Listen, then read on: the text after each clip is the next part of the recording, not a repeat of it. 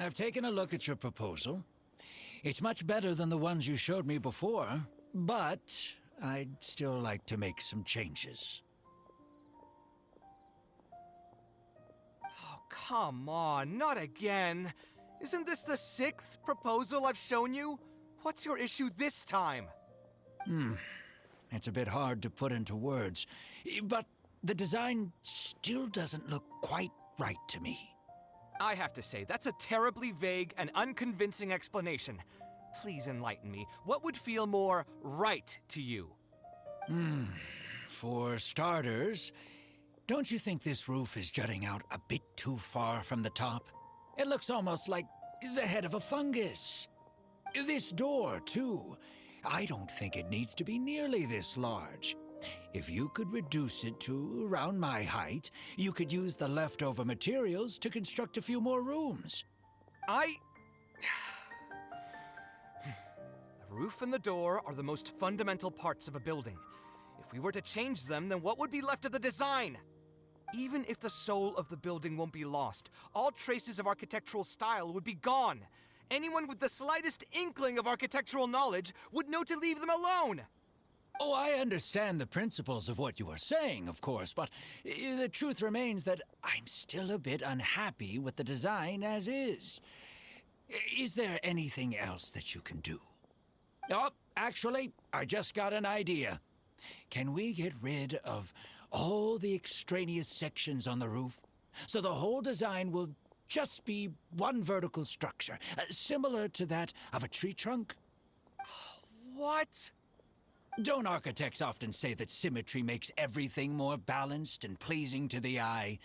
This way, the proportions will be completely balanced. I really don't know how you managed to come up with such a ridiculous idea. Wait, don't tell me. Someone hired you specifically to commission me and put me through the ringer? Come to think of it, though, I really don't think I've gotten on anyone's bad side recently. Anyway, that's it. I will not be working on this commission anymore. Goodbye. Maybe you can find yourself some other genius who'll be able to satisfy your demands. Hey, young man, please wait! Oh.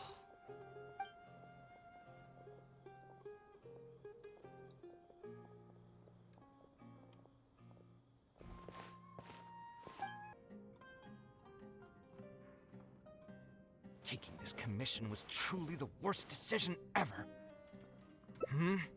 Oh, hey, I wasn't expecting to run into you here. Actually, while we're on that, what are you doing here at the tavern? Don't listen to anyone who says that drinking is an elegant pastime.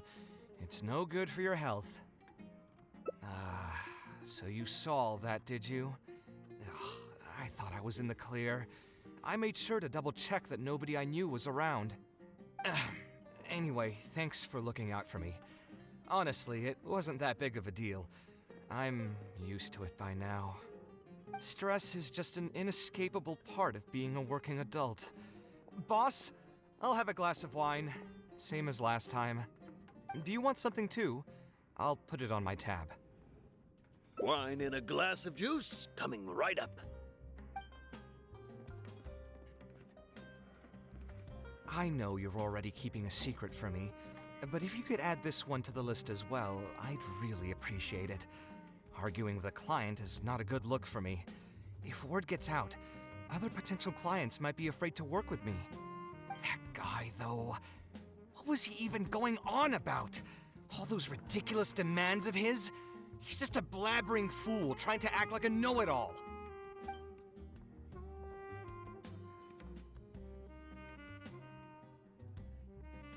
Another glass, please, boss.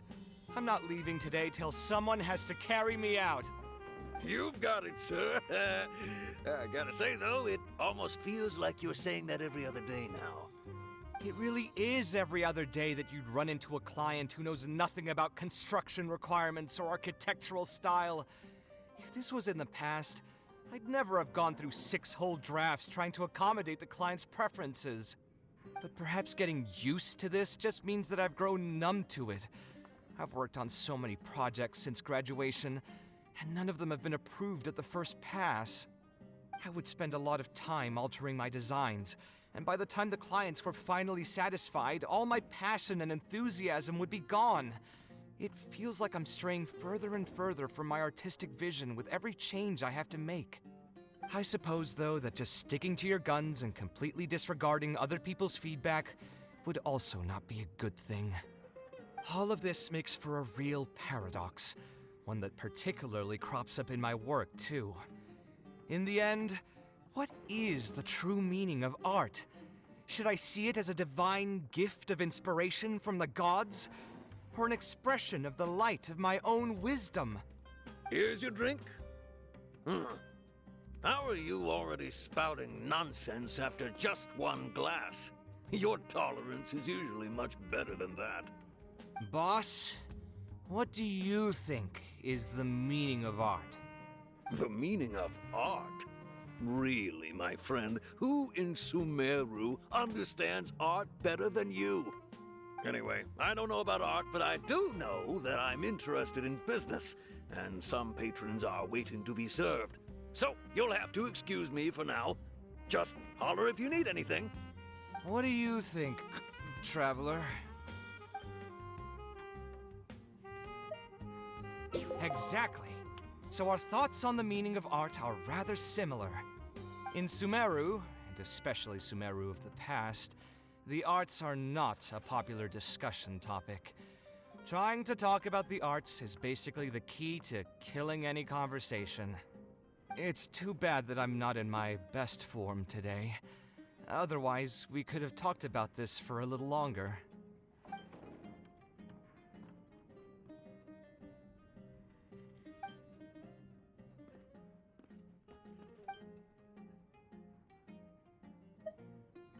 Sounds great to me. I don't even want to think about this project anymore. But what should we do? It's probably not a good idea to just drink until I pass out here. Huh? Where did that come from?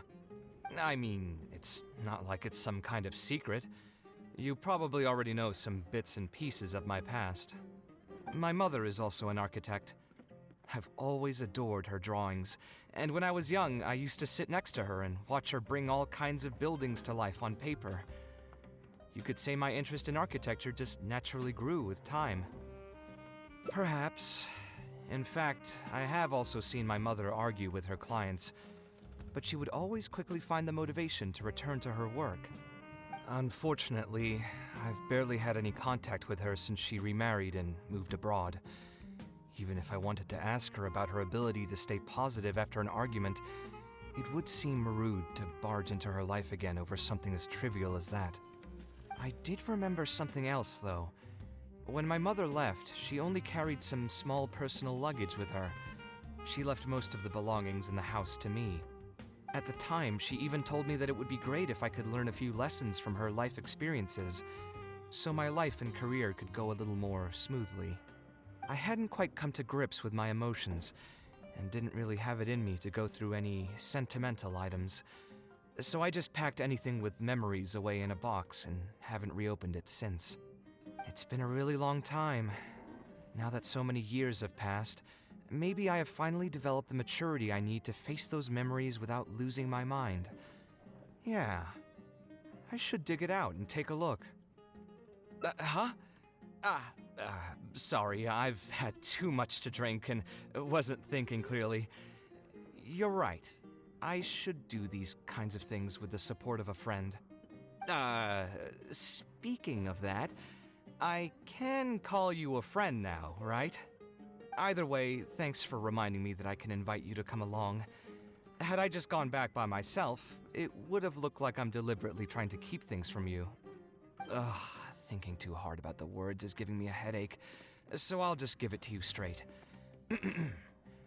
Thanks to your advice, I have decided to put my current projects on pause for now, and spend some time trying to rekindle the passion for my craft.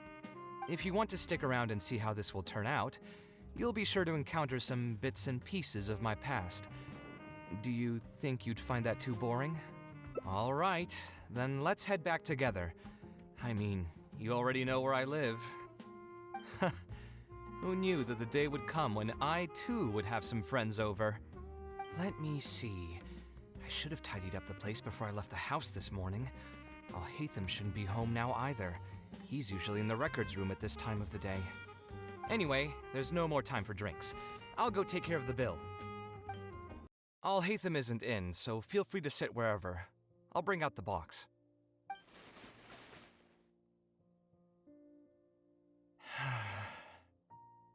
Oh, nothing. I just didn't realize how much time had passed. The box is pretty dusty, which means it's already been a while since I've moved into this place, and many years since my mother moved to Fontaine. I'm happy for her. I hope she'll be able to find happiness there. She raised me all by herself after my father passed away. It definitely wasn't easy for her. Anyway, enough about that. Let's see what I packed into this box. What are all these things? Oh, I remember now. This is a drawing I made in Port Ormos. Obviously, I wouldn't call it anything special now, but I was less than 5 years old when I made this drawing. That's more than 20 years ago. You could say it's pretty good for a child of that age. Now that I've said that out loud, I suppose I do have some level of artistic talent, right? Criticism and self-doubt have always been a part of the artistic process. Without criticism, there can be no improvement. It's normal for me to question my abilities from time to time.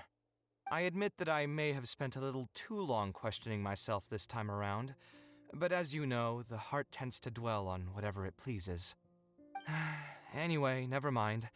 The more I talk about it, the less confident I feel. Let's see what else we have in the box. My building blocks! It's been years since I've last seen these. When I was a kid, I used to stack them super high, and could even stabilize the tower to keep it from tumbling over. Oh, and this blueprint. I made it by copying my mother's sketch, and the aspect ratio was horrendous. It's still technically the first blueprint I made myself, though. I was super proud of myself when I finished it, and put it in the same pile as my mother's sketches, hoping she'd notice and compliment me for my good work. Unfortunately, my mother didn't realize that I had put it there. When she had a meeting with a client the next day, she handed my blueprint to him by mistake. The client was completely confused by this new blueprint, but apparently he felt too tongue-tied to question such a famous architect. It was only a few days later that he finally gathered up the courage to pay my mother a visit. He asked, "The door in this blueprint is even taller than the roof. Is this supposed to be part of the design?" My mother took me with her to personally apologize to the client several times. She didn't scold me about it in private, though. Instead, she went over all the steps required to draw a good blueprint, and was very patient throughout the whole process. I still remember it like it was yesterday. Let's see, is there anything else left in this box? This is my mother's notebook. She used to write and sketch in it all the time. When I was a child, I used to be super fascinated by this notebook, and always pestered my mother to let me read it. After asking her a few times, she told me that I could read it as long as I could guess the password. Wonder why she didn't take this notebook with her. Did she leave it to me on purpose? If only I could. I never managed to guess the password. Hey, it's not a matter of time, it's a matter of inspiration. That's what we need to guess the password. Who knows, maybe this time something will click in my head, and the answer will just present itself. Let me think. What could it be? I could tell what you were thinking. Don't worry, I tried all the easy guesses a long time ago. I've tried my name, my father's name, my mother's name, my grandparents' names on both sides, and all of our birthdays. I've tried every name and number remotely related to my family. I've even tried stuff like love you Kaveh, take care, and yours truly. I've tried every cheesy phrase and well-wish in the book, but this lock has refused to budge. I wouldn't try that route again. I have a hunch that it won't be that simple. Also, if she really did use something like that, she'd never hear the end of it from the folks over at Haravatat if they ever found out. So we could find someone who was close to my mother and see if they might know anything? I see what you're saying, but who should we talk to for that? My mother was never really the one to be social. My father was the one with more friends, but all those connections were severed when he died. Let me think. Is there still someone at the academia who would know my mother? Ah, actually, there is someone. Professor Zaha Hadi. Huh, you've never really heard of her? She's a famous Gasharwar scholar and leading expert in formal garden design. My mother studied under her as a student many years ago. Professor Zaha Hadi published many works during her career, so I was able to learn a lot by studying her essays. If there's anyone who still remembers my mom, it'd be her. She's older now and is no longer teaching at the academia. But if I remember correctly, she spends most of her time around the Bimarstan area. Let's go take a look. We might run into her if we're lucky. What am I supposed to do now? Forget it. I'll just head back. Tainari, what are you doing here? Oh, it's you. Good to finally see you again. I came into the city to buy some experiment reagents, hoping to bring them back with me to Gandharvaville. But as soon as I got here, I noticed someone banging on Cyrus's door. You've all heard of Cyrus, right? He's an ex-sage and Cyno's adoptive father. I was thinking about going over to ask what's happening. That granny over there may appear old and frail, but her vocal cords certainly sound loud and healthy as ever. Granny? Yeah, she's just over there. You can go check out the situation yourselves in a moment. Kaveh, were you at the tavern? I had a quick drink or two. Can you still smell the alcohol? Drinking in broad daylight. Really? You want to pass out by the road and get run over by a sumpter beast like some mindless fungus, huh? And you, traveler? You didn't try to stop him?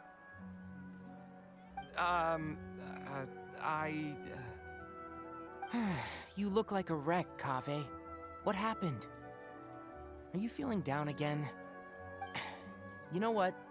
I'm hosting a meal at Pardistii tomorrow evening. Do you want to come? Huh? Oh, I had no idea. Let me think for a moment. I'll come if I can find some time. All right. Then I'll plan on reserving 2 seats for you. I'll be heading back to Gandharvaville for now. I have a feeling that argument over there is going to continue for quite some time. It might be best if we don't get involved. A granny who lives nearby. Let's go take a look. Ha! So, plan on keeping yourself locked in there, huh? Fine by me. If you're not going to come out, then I'm not going to leave. My tomato was growing so well, it had all the potential to become the best tomato this year, and you cut it straight from the vine. I already told you I had nothing to do with it. Why would I take a tomato that's still weeks from ripening? You'd have to be awfully green as an investigator to think it was me. You see, the word green here could refer to both the color of the tomato and the fact that your skills could use some. Enough nonsense! Just come out and face me, you coward! You're out of your mind. If I've actually done something wrong, then get a mantra and pull me out by force, why don't ya? Oh, why you? Professor Zaha Hadi? And who are you? Oh, Kaveh. Fancy seeing you here. How long has it been? Come on, get over here and let the professor take a good look at you. Not bad, not bad. You've grown taller again. Professor, what's going on here? It's no big deal, really. A few of us old scholars got bored in our retirement and decided to put together a vegetable growing competition. At the end, whoever loses will have to go up on stage and do a performance for the winners. Which brings us to our current predicament. My tomato was sure to win until a certain someone decided they couldn't bear to lose.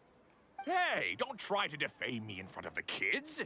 If we're airing out each other's dirty laundry now, then why don't we talk about you sneaking into Janot's garden the other night? Ahem! Lucky for you, seeing these youngsters come to pay their respects today has put me in a better mood. I'll let you off the hook, for now. Come on, let's go. We'll take our conversation elsewhere. He doesn't need to be a part of it. Yes, of course. Is Faranak still doing well? Yes, as far as I know.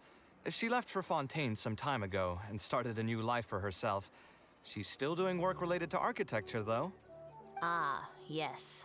I did hear about that. Did that upset you at all? No, not at all. She's already sacrificed a lot raising me as a single mother. That's good to hear. Your mother did struggle quite a bit those few years. It's probably a good thing that she found a new place to call home. Sometimes I wonder if things were harder for her because she was so beautiful. People were always drawn to her beauty first, only to realize she had a sensitive and vulnerable heart underneath. She was still quite young when she first joined my class as a student. Beautiful and radiant with her golden hair, yet quiet and single-minded. She seemed like a lass from some aristocratic house who was seeing the outside world for the first time. She had to make a lot of drastic changes in her life to raise you on her own. Even during her time in the academia, she was a thorough perfectionist. If she was unsatisfied with something she had made, she'd insist on redoing it, even if I was perfectly happy with it. She had many admirers, and they'd always fill up the first few rows of seats, hoping they could get closer to her sitting in the first row. If it were any of my other classes, you'd have found nobody sitting in the front. But every time I saw her, she was always in that same rigid pose. She'd have one hand on her forehead with the other clutching her pencil. Her eyebrows would be knitted in a frown as she concentrated on the blueprint in front of her. I'm sure she had many difficult moments in her life. How did she cope with the stress? I'm not too sure. She never talked about such things with me. She rarely opened up to other people, you know. I do remember one time, though, when she got into a heated argument with a friend. She said something I found very memorable. She said, "True art cannot be understood, but as an artist, I wish some people could understand its meaning and value." If you ask me, that's probably the greatest source of pain for geniuses of their craft. It's extremely hard for them to find someone who can truly understand their ideas. So that's how it is. I wonder if the password could be... I tried both just now. Seems those aren't it either. What are you trying to do? My mother left her notebook to me, but it has a password and I haven't figured out what it is yet. I'm trying to learn more about her so I'd have a better chance at cracking the code. Thank you for all that you told us. It's the least I can do. Talking to youngsters like yourself makes me feel younger too. Honestly, looking at you now, I can see how much you resemble her. It's almost as if she's standing right in front of me again.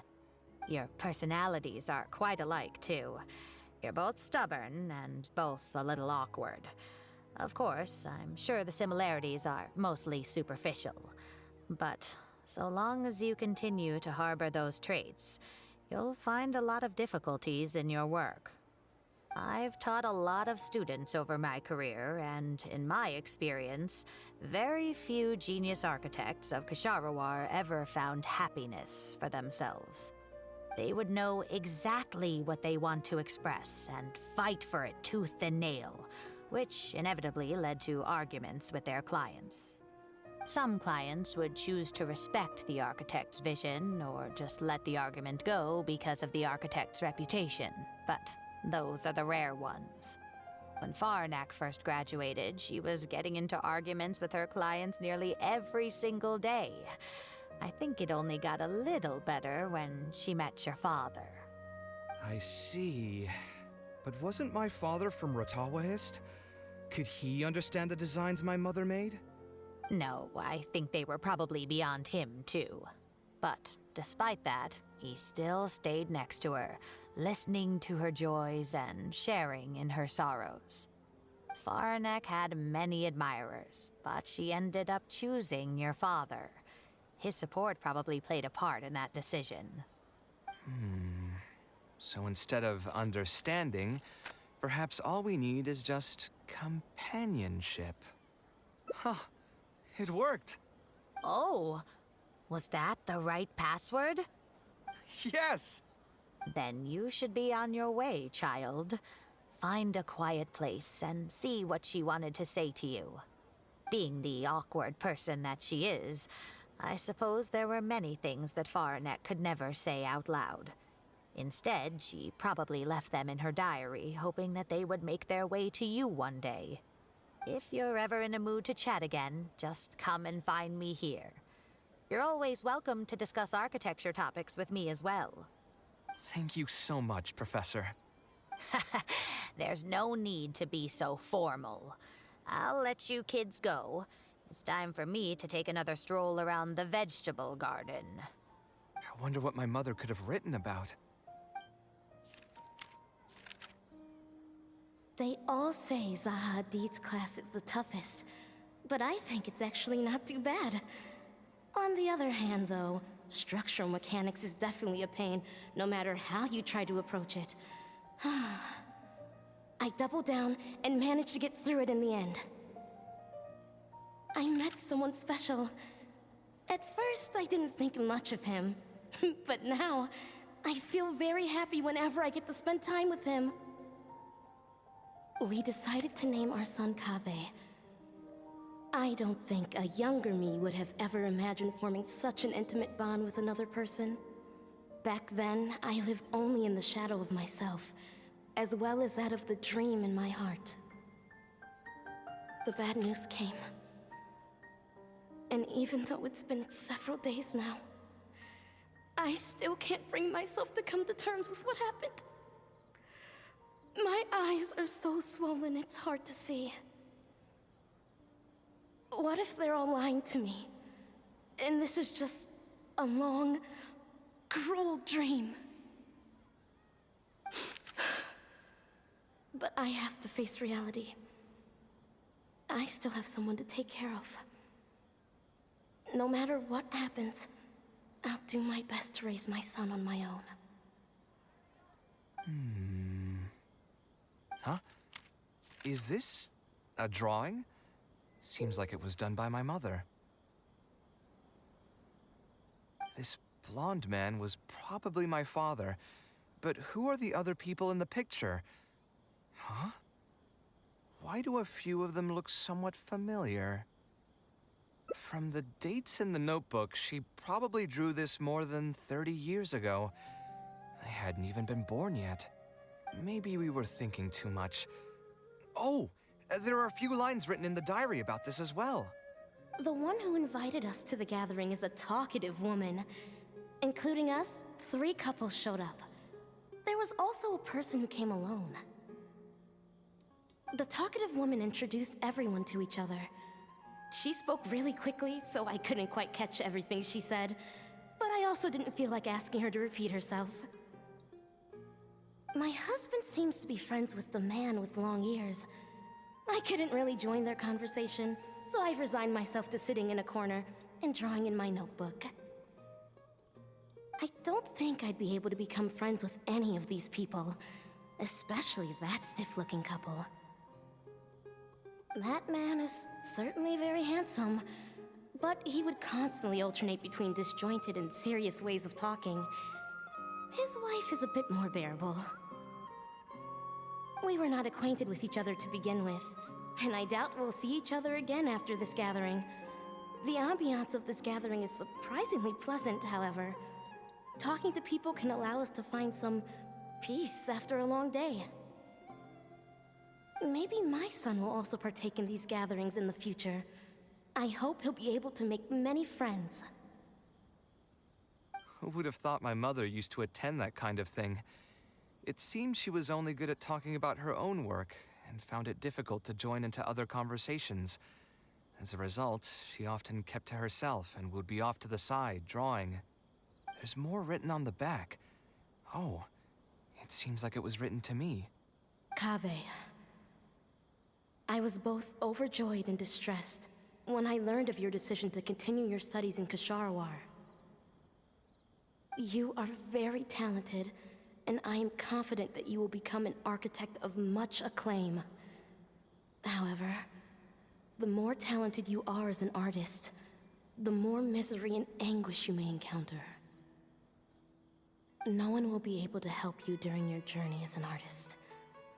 But outside of your life as a creator, you can learn to form connections with other people and enjoy many other things in life. It's the only way to alleviate your suffering. Whenever you feel down, seek out a friend to sit and have a chat.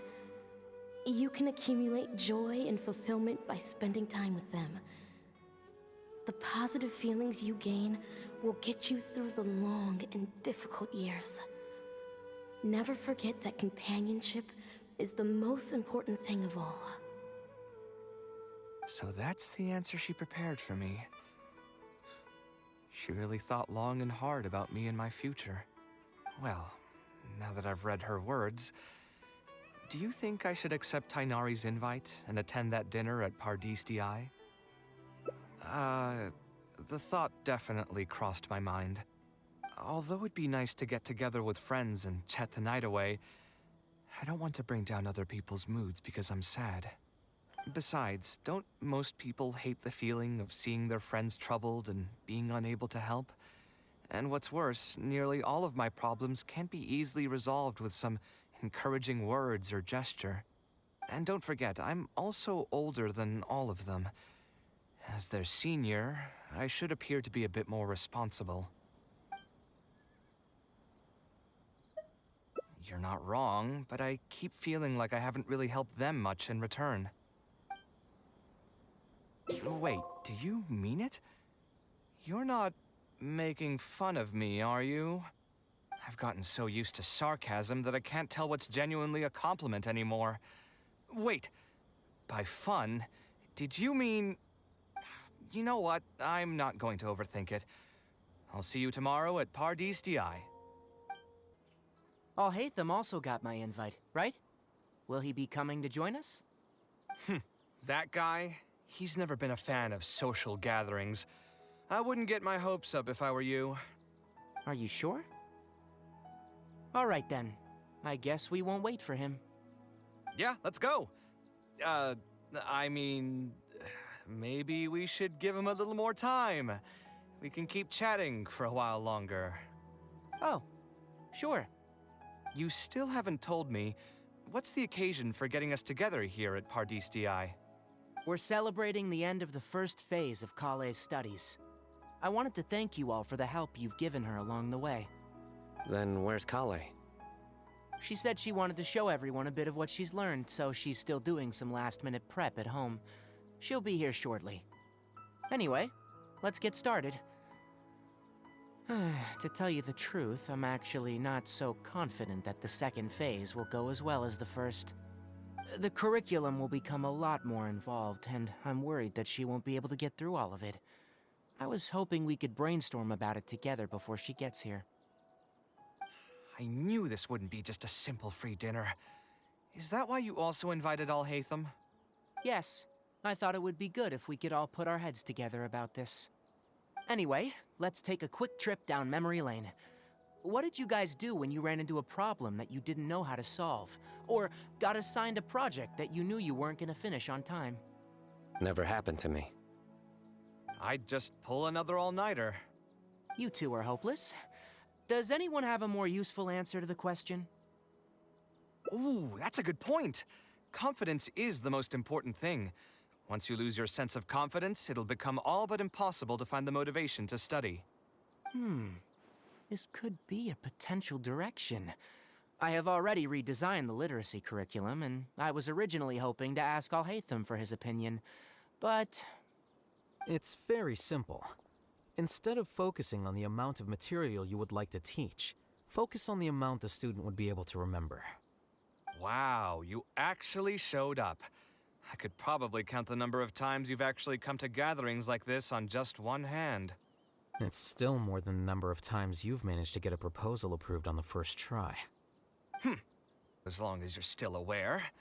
So, what made the difference this time? Are you looking to drink your sorrows away with some friends? That's your purpose for being here, not mine. Don't project your ways of thinking onto me. So you're saying the only reason you came is to help Tainari with his brainstorming? Precisely. Kaveh will have a long road in front of her. Hey, just to get one thing clear.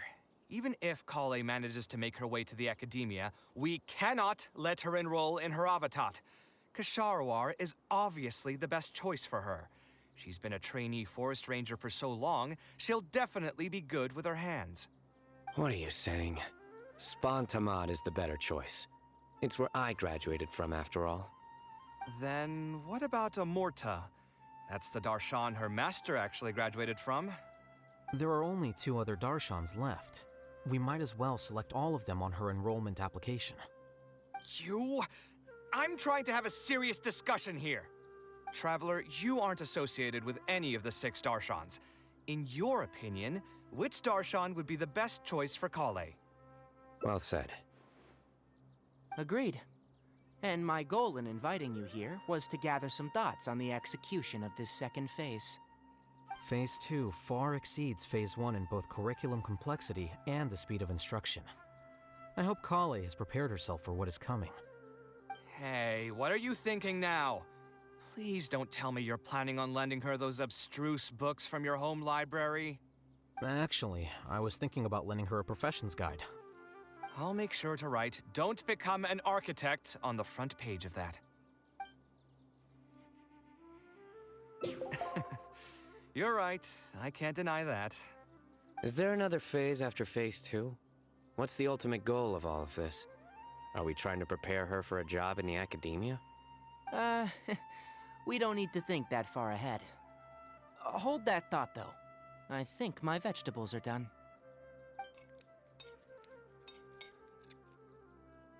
I'm telling you, that client had no idea what he was talking about. No matter what I did, he had something bad to say about it. Have you considered finding another client? They're all the same. I haven't had a good night's sleep for months now. Who do they think they are, ordering me to alter my design over and over again just because they have some mora? It's too late now to change careers. You might as well try to find some joy in the pain. Besides, you'll be getting up in the middle of the night to make edits to your own design even when the client doesn't request it. No. That's not true. Cheer up, Kaveh. I'll tell you a new joke. We'll save that for the end, Sino. You can keep it to yourself until then. Whatever. I'm not going to use my brain anymore. Let's drink tonight to our heart's content.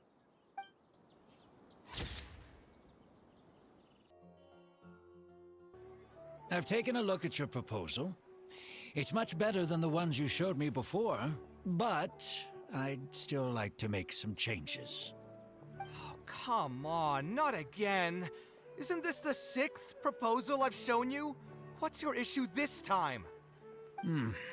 It's a bit hard to put into words, but the design still doesn't look quite right to me.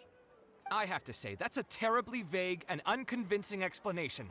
Please enlighten me. What would feel more right to you? For starters, don't you think this roof is jutting out a bit too far from the top? It looks almost like the head of a fungus. This door, too. I don't think it needs to be nearly this large. If you could reduce it to around my height, you could use the leftover materials to construct a few more rooms. The roof and the door are the most fundamental parts of a building. If we were to change them, then what would be left of the design? Even if the soul of the building won't be lost, all traces of architectural style would be gone. Anyone with the slightest inkling of architectural knowledge would know to leave them alone. Oh, I understand the principles of what you are saying, of course, but the truth remains that I'm still a bit unhappy with the design as is. Is there anything else that you can do? Oh, actually, I just got an idea. Can we get rid of all the extraneous sections on the roof, so the whole design will just be one vertical structure, similar to that of a tree trunk? What? Don't architects often say that symmetry makes everything more balanced and pleasing to the eye? This way, the proportions will be completely balanced. I really don't know how you managed to come up with such a ridiculous idea. Wait, don't tell me. Someone hired you specifically to commission me and put me through the ringer? Come to think of it, though, I really don't think I've gotten on anyone's bad side recently. Anyway, that's it. I will not be working on this commission anymore. Goodbye. Maybe you can find yourself some other genius who'll be able to satisfy your demands. Hey, young man, please wait! Oh.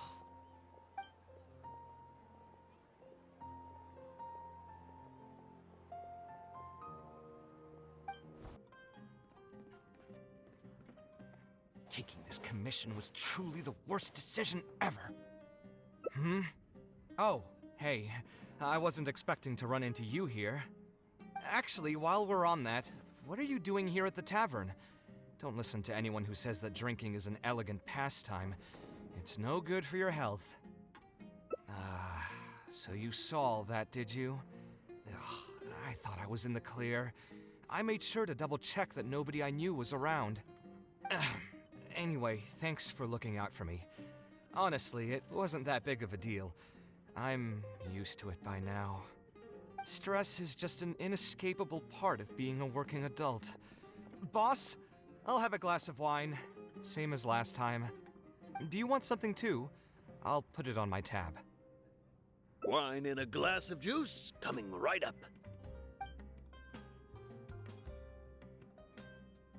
I know you're already keeping a secret from me, but if you could add this one to the list as well, I'd really appreciate it.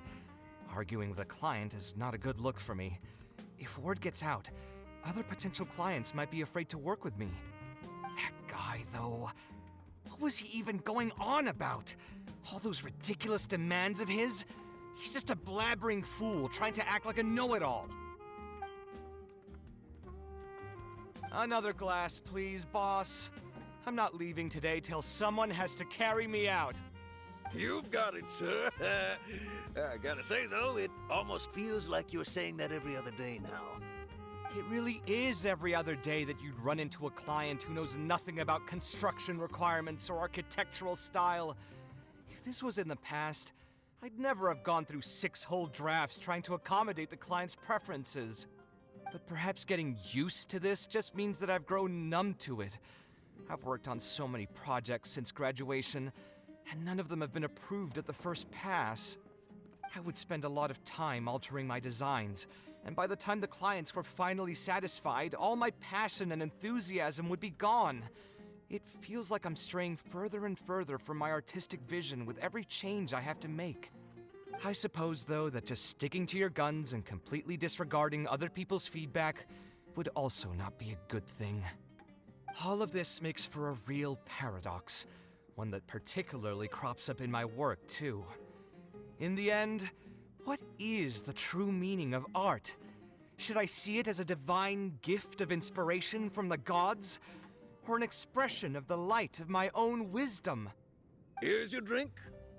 How are you already spouting nonsense after just one glass? Your tolerance is usually much better than that. Boss, what do you think is the meaning of art? The meaning of art? Really, my friend, who in Sumeru understands art better than you? Anyway, I don't know about art, but I do know that I'm interested in business, and some patrons are waiting to be served. So, you'll have to excuse me for now. Just holler if you need anything. What do you think, traveler? Yes, art shouldn't be self-indulgent entertainment saved for the elite. Let's say that I built a house for someone. If they don't like how it looks, then no matter how brilliant it may appear to me, they won't be happy with it. The problem is that it can be very difficult to get validated by others. I could compromise my personal standards to accommodate my clients, but often that just means creating a final product that I would struggle to look at.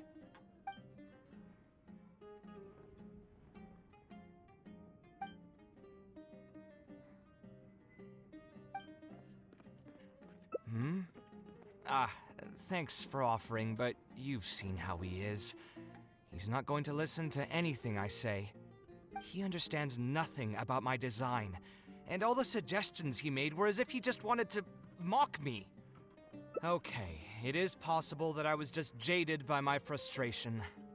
Well, given I'm already on my 6th draft, I can probably push myself to make a 7th. Let's go have another talk with him. I know where we'd be able to find the guy. There's no time to waste. The wine can wait until another time. I'll go take care of the bill. Kaveh, what are you doing here? I've changed my mind. I was overreacting earlier. Can we try discussing the project some more? My apologies as well. Now that I think about it, some of my requests were indeed a bit unreasonable. If I choose you to create the design for my project, I should have a bit more faith in your vision.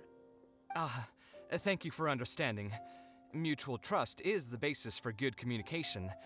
Now that we've got that out of the way, I think we can have a more productive conversation. To be perfectly honest, your commission request has been the most peculiar one I've ever received. Even now, I still know nothing about the building's intended purpose. All I know is that you want to build something in the desert for public use. I am aware that overly specific requests will restrain the architect's artistic freedom. However, knowing nothing about the intended purpose of the building also means I have no idea if I'm on the right track. I've produced several draft proposals for you to choose from, and you've rejected every single one. If we don't get on the same page, it could be a decade before we can finally break ground on this project. Yes, I've given this some thought already. I think we can go with the general direction of the latest proposal that you just showed me. It's just... Just what? Putting the building design aside, can we get some less expensive materials for the floor tiles? Yeah, I know someone in the business, and the red bricks he sells can go for pretty cheap. The timber here as well. We should be able to find some substitutes.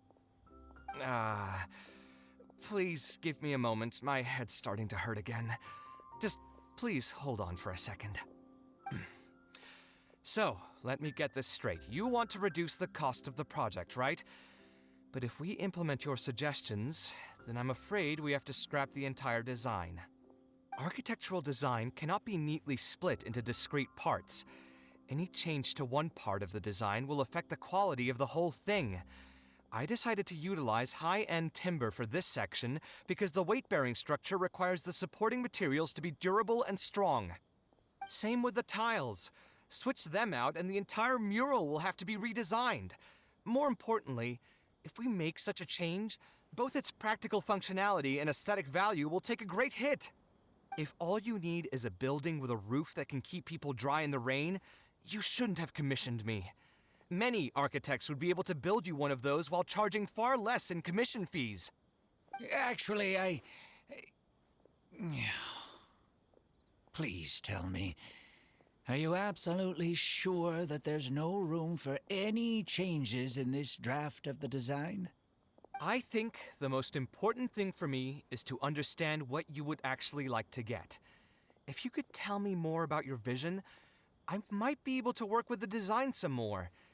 You are the client, after all. You should have the final say on how the project turns out. I want to build something unique. Something quiet and warm inside. A refuge that can block out the world outside. I want all who enter this building to be able to temporarily forget everything that's going on outside of the building and just focus on their task at hand. That's a bit more information than last time, but it's still extremely vague. To put it another way, every rich person who wants to build a mansion for themselves would request something like this. We've gone through many proposals, and this draft is already the cheapest one. Cutting costs by substituting building materials will not only detract from the overall effect of the building, it also won't save you much more in the grand scheme of things. Thank you for giving it so much thought. Please, give me some more time to mull over the budget. I'll get back to you once I've figured out a solution. I still have a few business meetings that I must attend, so I'm afraid I'll have to leave for now. You can just leave the proposal as is. I'll get in touch once I've given it some more thought.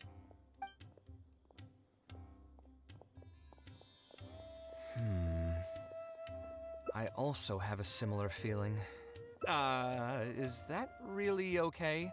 I mean, what he does now is none of our business. He does seem really suspicious, though. He dresses like a rich person, but when you talk to him, he hardly sounds the part. That's actually pretty common. Not all rich people are spendthrifts. Many are just, as if not more, stingy than him. The more mora some people have, the more they love interfering with people's lives. Like constantly reminding you to pay back your debts, or hinting every other day that it's time for you to pay rent. Actually, now that I think about it, I'm not even sure this person really wants to work on this project with me. Putting his vague requests aside, he's still finding excuses to procrastinate even when we've decided on a plan. Who knows how long construction will take if he keeps delaying things like this? We should find him again and get some clearer answers. The sooner we can break ground on this, the better.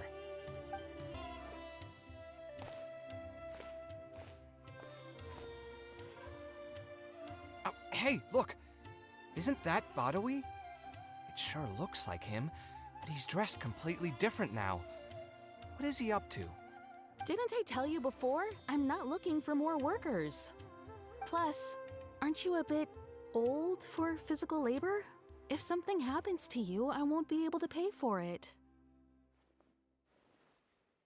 Oh, you won't have to worry about that. I grew up as an Eremite mercenary and worked in the desert my entire life. My body's still in great shape. I don't have many talents, but I still have my muscle. If you need someone to unload goods or drive away sumpter beasts, I'm your man. You used to be an Eremite mercenary? I know there are a lot of bad apples in our ranks, but most are just trying to make a living. We're not that greedy by nature, and we'll do our best when given a job. Let me think. I'm sorry, but I still can't take you in. I don't have any open positions right now, and don't have the mora for anything more. How about this? Why don't you try your luck somewhere else? Okay. He used to be a member of the Eremites? Huh. From the way he was dressed, I would have thought he was a merchant from the rainforest. Let's ask him about it. We meet again. Huh? Why are you guys here? That's what we wanted to ask you. Who are you? Why did you dress up like a merchant to talk to me about our project?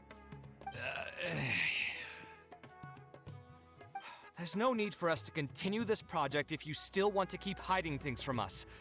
I don't work with individuals I can't trust. Believe me, I didn't have any bad intentions. It's just... All right, there's no point hiding anything anymore. The building I'm trying to commission you for is not really a personal residence for me, but rather a library for children living in the desert. A library? funded entirely by yourself. Shouldn't this be the responsibility of the academia? I've heard that the academia will be looking to prioritize the desert with the allocation of educational resources and materials. It sent over a large shipment of regular goods just last month. You're right. And I was aware of these happenings as well. I just figured what I want to do is a separate effort from what's already being done by the academia. The desert is too vast.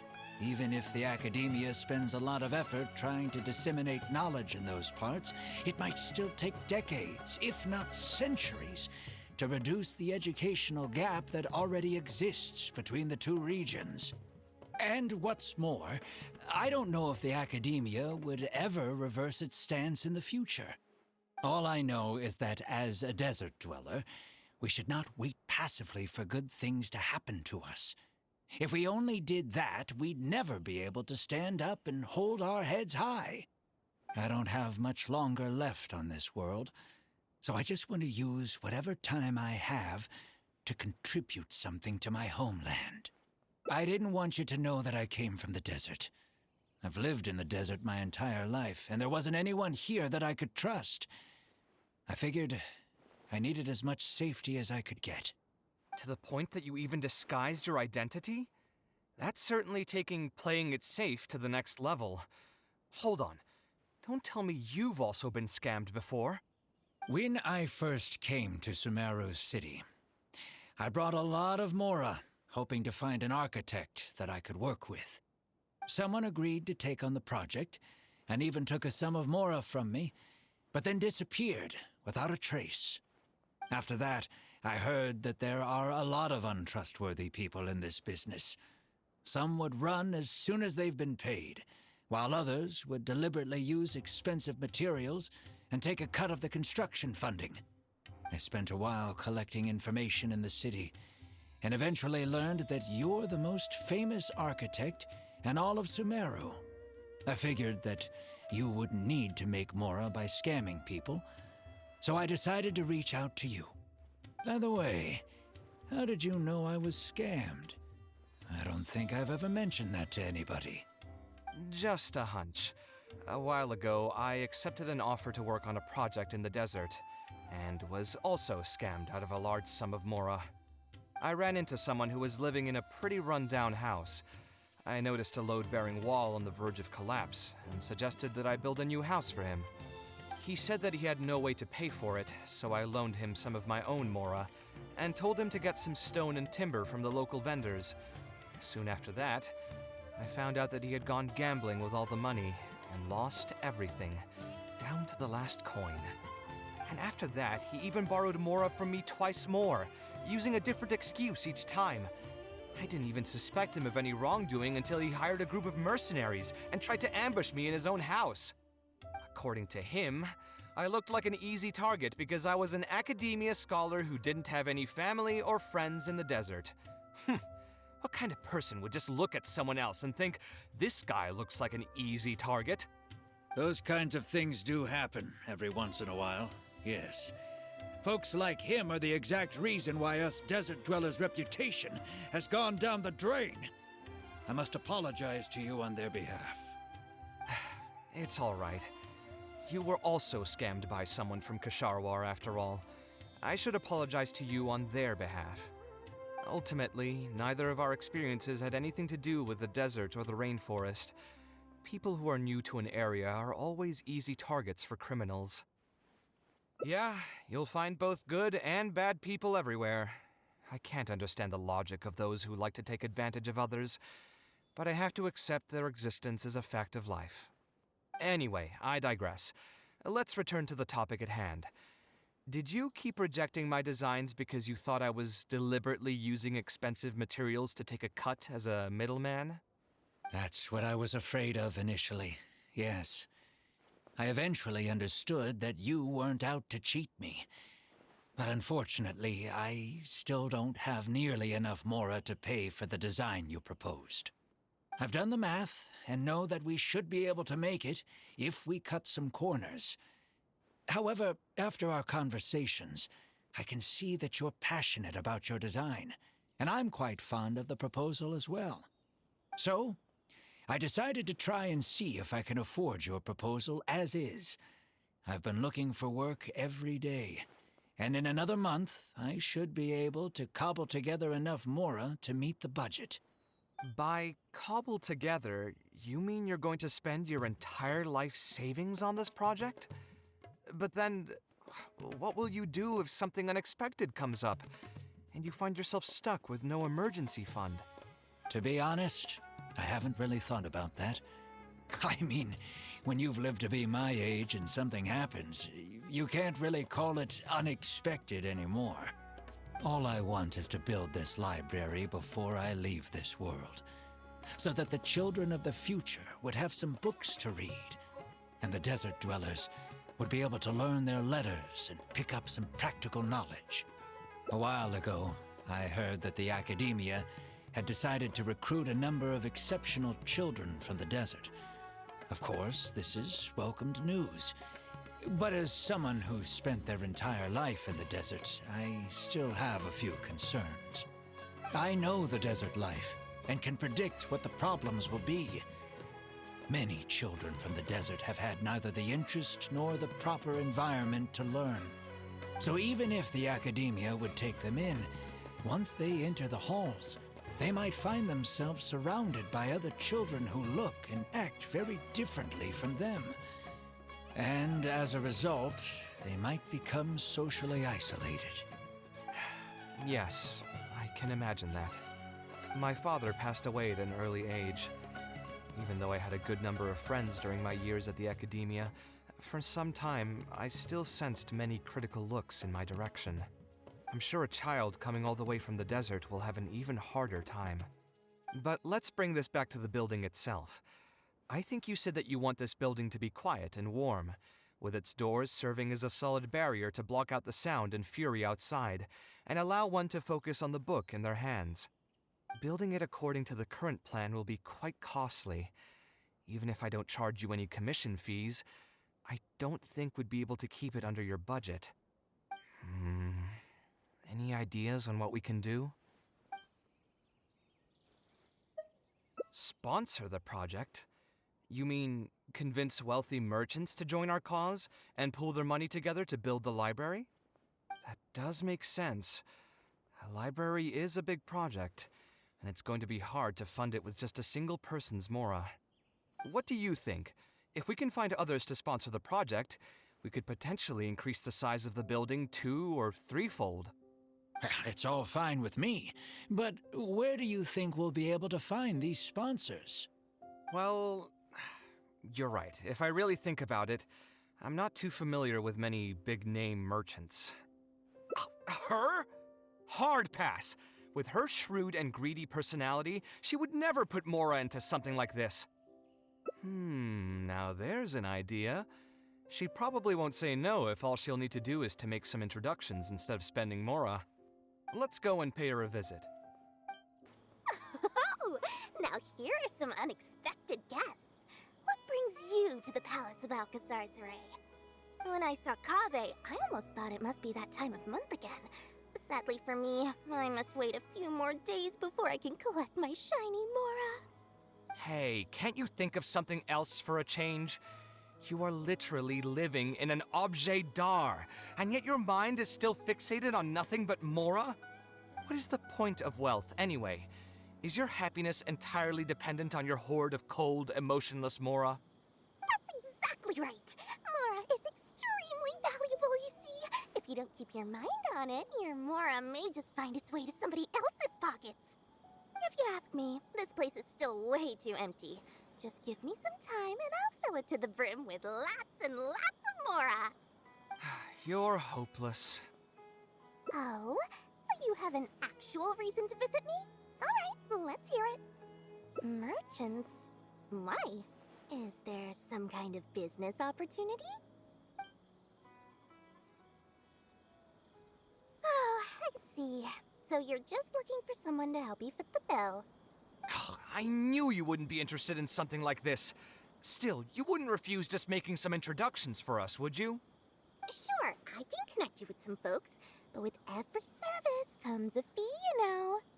A fee? You mean just for introductions? Of course! Making introductions means using my connections and putting my reputation on the line. Why wouldn't I charge a fee for something so important? And since we've known each other for so long, though, I'll give you a huge returning customer discount. How about 500,000 Mora? 500,000? I guess that's okay. But why are you charging a fee before we've even secured any funding? That just doesn't seem right. Besides, by helping us out, you'd be doing a great service to the public. Can't you take your mind off your Mora even for just 1 second and focus on something far more important?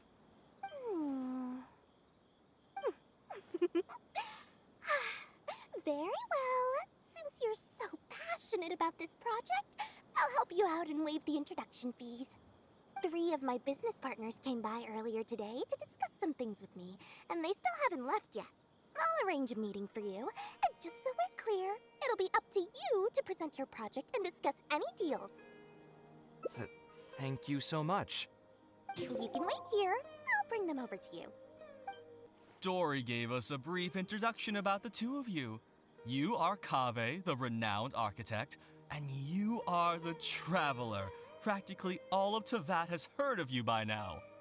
To be frank, I don't feel like there's an obvious business opportunity here, but since Dory took the time to introduce you, we can spend some time to have a conversation. So, let's hear your idea. All right, here's the situation.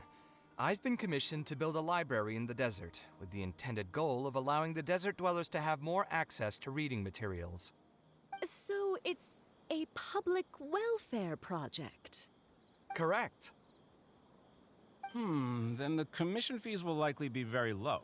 You should be careful. I'm not too concerned about how much I'll get for the commission fees, actually. I'm fine with doing it for free. I just want to get this project rolling as soon as possible. We're just a little short on funding. So what? You can't possibly expect that we just cover the shortfall for you. Besides, what does a library in the desert have to do with us? If you want to build it yourself with your own Mora. Seems simple enough to me. Hey, there's no need to be so harsh. They are Dory's associates after all. Here, can you tell us a bit more about what we can gain from sponsoring this project? So we'd mostly be doing it for reputation and exposure? There is some value to that. It could make doing business in the desert a bit easier. Well, just speaking for myself, I've got nothing in the desert. I also have a concern. It feels like there's not much to profit from in the short term. But in the long term, the reputation gain also doesn't sound like it'd offset the cost of the sponsorship. Then how about this? What if, instead of building a single library, we commit to an entire complex of buildings dedicated to culture and education? Wouldn't that just cost more? Yes, but in that case... Mr. Kaveh, please tell us what you have in mind. I'll just give an example. If we were to build a library and a school near Aru village, then the desert dwellers would gradually begin to migrate towards the area. A whole suite of buildings will be able to host more traffic, and thus drive the economic development of the entire area. In turn, that would lead to direct business opportunities. I've been to the desert several times. Although there are still many lingering tensions between the two regions, the amount of interaction has been steadily increasing, and in the long term, the desert will only become more and more important to Sumeru. You do have a point. Education in the desert is indeed an industry that has not been tapped into. If we can be the first to place stakes in the area. And you just believe anything he tells you? Even the greenest amateurs know that urban planning will affect population flow. If you don't believe me, you can ask anyone on the street to confirm it to you. You... Wait, something just occurred to me. If we're going to build a library in the desert, Aru Village would obviously be the best place for it. But it seems we're not the only ones with our eyes on the village. I heard a rumor a while back saying a lot of land and buildings in Aru Village have already been secretly purchased by a big-name merchant. What? What? In other words, if we try to join the fray now, there won't be much left for us. If we want to build a suite of buildings focused on education and culture, Aru Village is the prime location. If we want to build it anywhere else, we'll have to deal with a far larger list of problems. It's not impossible, I suppose, but... Then there's no hurry. We can wait for Aru Village to develop more first and get into the market for expansion to other areas. But if you were to do that... Is there nothing else to discuss? Great timing! I pretty much heard all I want to hear. If there are no other urgent matters, I'll be on my way. I'll be off as well. If you have any new ideas, please feel free to reach out. it seems like the others are not interested in funding this, so no point in me doing this on my own. Let's revisit this another time. Hey, guys, wait! Well, what can I say? I guess it went somewhat as expected. They are Dory's friends, after all. As soon as they heard that there's not much more in this for them, they lost all interest. Yeah, it's just another day doing business with people. But I can never get used to that. Those people never think of anyone other than themselves. Looks like we'll have to figure out some other way to get the funding. Let's go.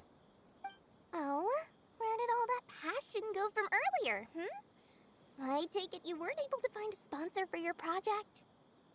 Please don't tell me that you're here to mock us. What kind of person do you take me for?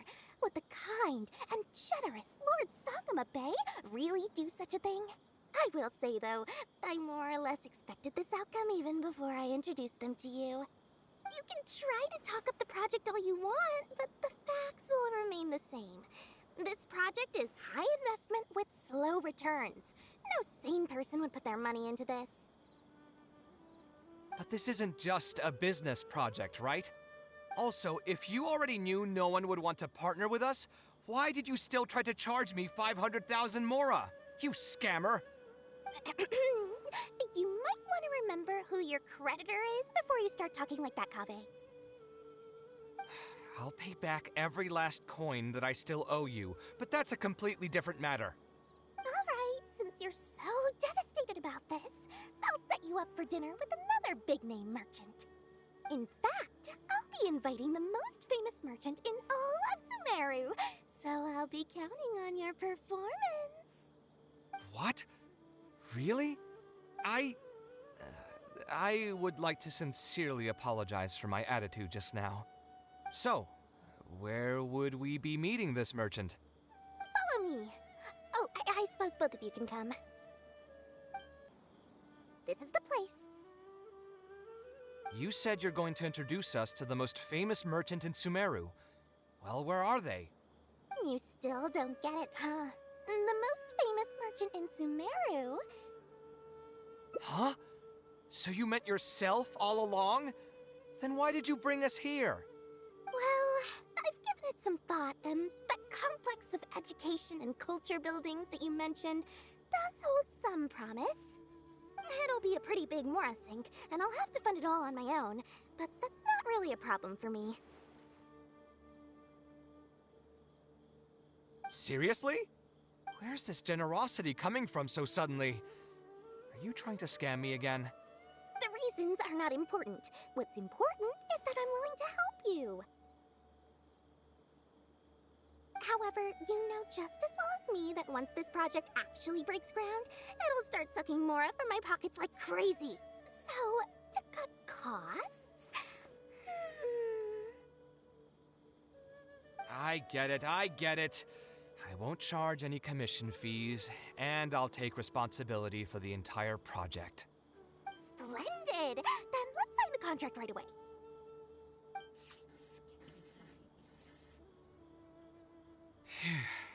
This way, the children of the desert will have some books to read.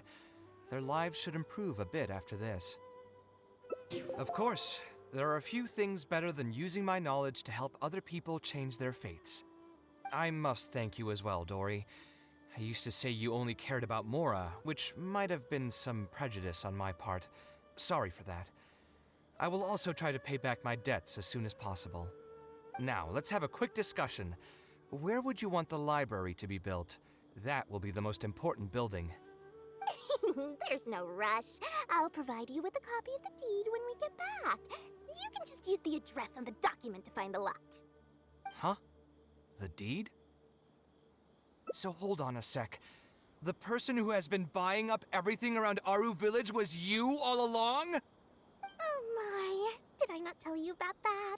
Yep, yours truly has been buying up all the land. I must thank you for bringing your ideas to me. Before our conversation, I had no idea what to build on all those lots. So, from my perspective, this has been a great turn of events. I didn't put much in and easily got a lot in return. But what about my commission fees? Huh? Didn't you waive those yourself? I was just gonna say that to cut costs. We mustn't procrastinate and should start construction as soon as possible. But before I could finish my sentence, you volunteered to waive your commission fees and even promised to take responsibility for the whole project from start to finish. I'm so touched, really. It's obvious that you used every trick in the book to deceive me. You deliberately paused for a long time while talking about the project and kept glancing at me with that menacing look in your eyes. Huh? You really think so? Well, the contract's already been signed, so there's no point in dwelling on the details. You know what? I'll pay for tonight's dinner.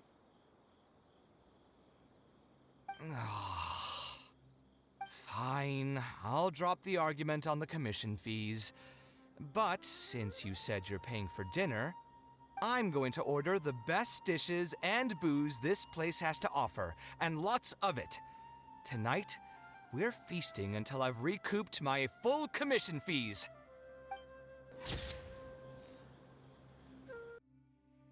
We meet again. Huh?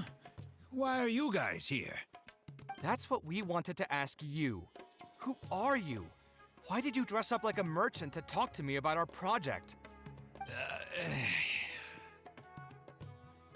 There's no need for us to continue this project if you still want to keep hiding things from us. I don't work with individuals I can't trust. Believe me, I didn't have any bad intentions. It's just... All right, there's no point hiding anything anymore. The building I'm trying to commission you for is not really a personal residence for me, but rather a library for children living in the desert. A library? Funded entirely by yourself? Shouldn't this be the responsibility of the academia? I've heard that the academia will be looking to prioritize the desert with the allocation of educational resources and materials. It sent over a large shipment of regular goods just last month. You're right, and I was aware of these happenings as well. I just figured what I want to do is a separate effort from what's already being done by the academia. The desert is too vast. Even if the academia spends a lot of effort trying to disseminate knowledge in those parts, it might still take decades, if not centuries, to reduce the educational gap that already exists between the two regions. And what's more, I don't know if the academia would ever reverse its stance in the future. All I know is that as a desert dweller, we should not wait passively for good things to happen to us. If we only did that, we'd never be able to stand up and hold our heads high. I don't have much longer left on this world, so I just want to use whatever time I have to contribute something to my homeland. I didn't want you to know that I came from the desert. I've lived in the desert my entire life, and there wasn't anyone here that I could trust. I figured I needed as much safety as I could get. To the point that you even disguised your identity? That's certainly taking playing it safe to the next level. Hold on. Don't tell me you've also been scammed before. When I first came to Sumeru's city, I brought a lot of Mora, hoping to find an architect that I could work with. Someone agreed to take on the project, and even took a sum of mora from me, but then disappeared without a trace. After that, I heard that there are a lot of untrustworthy people in this business. Some would run as soon as they've been paid, while others would deliberately use expensive materials and take a cut of the construction funding. I spent a while collecting information in the city, and eventually learned that you're the most famous architect in all of Sumeru. I figured that you wouldn't need to make mora by scamming people, so I decided to reach out to you. By the way, how did you know I was scammed? I don't think I've ever mentioned that to anybody. Just a hunch. A while ago, I accepted an offer to work on a project in the desert, and was also scammed out of a large sum of mora. I ran into someone who was living in a pretty run-down house. I noticed a load-bearing wall on the verge of collapse, and suggested that I build a new house for him. He said that he had no way to pay for it, so I loaned him some of my own mora, and told him to get some stone and timber from the local vendors. Soon after that, I found out that he had gone gambling with all the money, and lost everything, down to the last coin. And after that, he even borrowed mora from me twice more, using a different excuse each time. I didn't even suspect him of any wrongdoing until he hired a group of mercenaries and tried to ambush me in his own house. According to him, I looked like an easy target because I was an academia scholar who didn't have any family or friends in the desert. What kind of person would just look at someone else and think, this guy looks like an easy target? Those kinds of things do happen every once in a while, yes. Folks like him are the exact reason why us desert dwellers' reputation has gone down the drain. I must apologize to you on their behalf. It's all right. You were also scammed by someone from Kasharwar, after all. I should apologize to you on their behalf. Ultimately, neither of our experiences had anything to do with the desert or the rainforest. People who are new to an area are always easy targets for criminals. Yeah, you'll find both good and bad people everywhere. I can't understand the logic of those who like to take advantage of others, but I have to accept their existence as a fact of life. Anyway, I digress. Let's return to the topic at hand. Did you keep rejecting my designs because you thought I was deliberately using expensive materials to take a cut as a middleman? That's what I was afraid of initially, yes. I eventually understood that you weren't out to cheat me. But unfortunately, I still don't have nearly enough mora to pay for the design you proposed. I've done the math and know that we should be able to make it if we cut some corners. However, after our conversations, I can see that you're passionate about your design, and I'm quite fond of the proposal as well. So, I decided to try and see if I can afford your proposal as is. I've been looking for work every day, and in another month, I should be able to cobble together enough mora to meet the budget. By cobble together, you mean you're going to spend your entire life savings on this project? But then, what will you do if something unexpected comes up, and you find yourself stuck with no emergency fund? To be honest, I haven't really thought about that. I mean, when you've lived to be my age and something happens, you can't really call it unexpected anymore. All I want is to build this library before I leave this world, so that the children of the future would have some books to read, and the desert dwellers would be able to learn their letters and pick up some practical knowledge. A while ago, I heard that the academia had decided to recruit a number of exceptional children from the desert. Of course, this is welcomed news. But as someone who spent their entire life in the desert, I still have a few concerns. I know the desert life and can predict what the problems will be. Many children from the desert have had neither the interest nor the proper environment to learn. So even if the academia would take them in, once they enter the halls, they might find themselves surrounded by other children who look and act very differently from them. And as a result, they might become socially isolated. Yes, I can imagine that. My father passed away at an early age. Even though I had a good number of friends during my years at the academia, for some time I still sensed many critical looks in my direction. I'm sure a child coming all the way from the desert will have an even harder time. But let's bring this back to the building itself.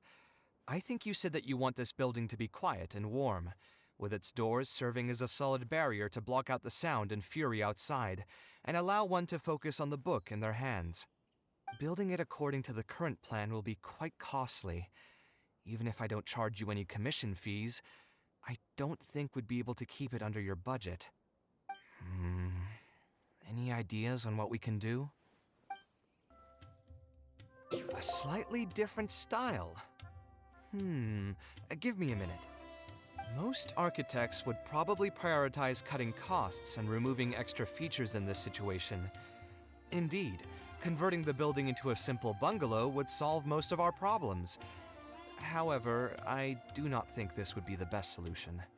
While it's true that the aesthetic value of a building is often viewed as an afterthought, neglecting it has some long-term negative consequences. It is especially undesirable in this situation, as the library will serve a high number of children, many of whom would have never been exposed to structures that may be considered elegant or beautiful. To completely give up on the more aesthetic design would mean stripping the children of an opportunity to appreciate the beauty of architecture. I share Badawi's sentiments in wanting to preserve a more complex design. However, if we can reduce the ornate aspects of the design while maintaining its fundamental elegance, which is to say we won't touch the arches and stone pillars but make changes elsewhere, this is definitely a first. To make up for the loss of regular details, we would need to put a lot of extra effort into the layout, lines, and color. I see. Would that really be okay? It just increases the difficulty of the design. You should feel lucky that out of all the architects in the city, you chose to approach me. Most of the others would have given up on this project by now. As for inspiration, I think I might have something in mind, but I'd need to visit the site to make sure. Where do you want this place to be built? Tell me the exact location. Aru Village. Although it wasn't my childhood home, I think it'll be the best site for such a building. Okay, then we can pay a visit to Aru Village. Is there something I can do for you? I've already caused you a lot of trouble before, and now you're revising the design again because of me. Which draft are we even on now? It's making me feel terribly guilty. Let me think. You said you used to be an Eremite mercenary, right? In that case, you could help us clear out some monsters that are blocking the way to Aru Village. We want to keep the roads clear, and reduce the loss of materials during transport to a minimum. If everything goes well, that'll help us save some Mora. All right, just leave it to me. If there's anything I'm good at, it's clearing out monsters. What are you waiting for then? Let's pack up and get ready to go. Most materials going from Caravan Ribat to Aru Village would pass through here. There are a lot of monsters out here today. If you find it hard to keep up, just let us know. Oh, don't worry about me. This is nothing. I'll be careful, though, and you should do the same.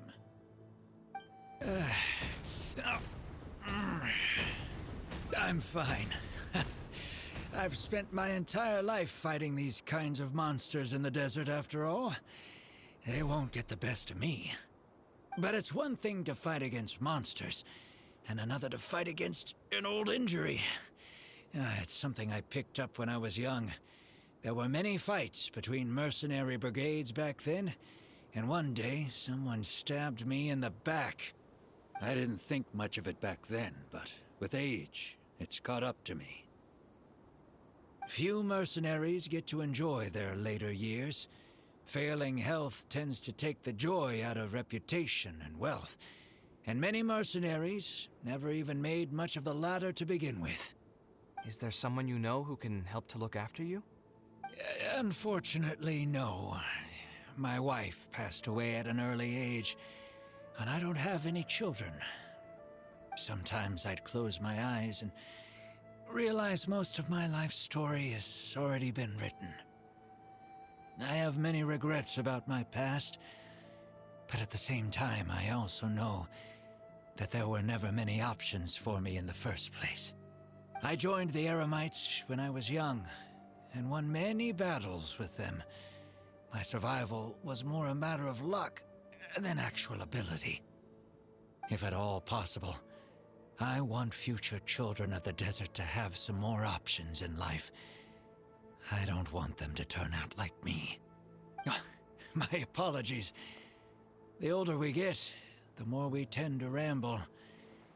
Seems like we've already cleared out most of the monsters. Let's hurry over to Aru Village.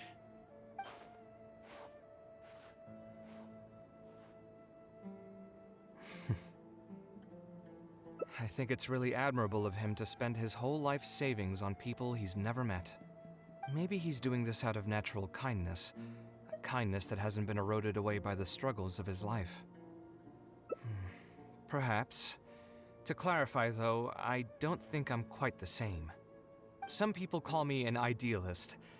I do have some sentiments of that general persuasion, such as wanting everyone to be able to lead a happy life. But my situation is more complex than that. In the beginning, what drove me to harbor those thoughts was less idealism and more a desire to make up for a sense of guilt. When I was young, I impulsively encouraged my father to take part in the first Inter-Darshan Championship hosted by the Academia. He set off confidently hoping to win something for me, but failed to clinch the title. What's more, he fell into depression after the competition and requested to join an investigative research project in the desert. I never saw him again. Word has it that he got caught in quicksand. Even if other factors may have contributed to his death, the fundamental cause still circles back to me. I started doing many things in life because I wanted to make amends. Even in cases where I couldn't do something for a specific person, I still did whatever I could. I think I just wanted to make myself feel a little better. At this point, even I don't know. I've tried self-reflection, but it didn't help. I can't seem to walk away from many things that I see or hear about, even if they don't directly concern me. And I can't quite pinpoint the source of it. Maybe it's just like what those Vahumana scholars often say. It's hard for people to truly understand themselves.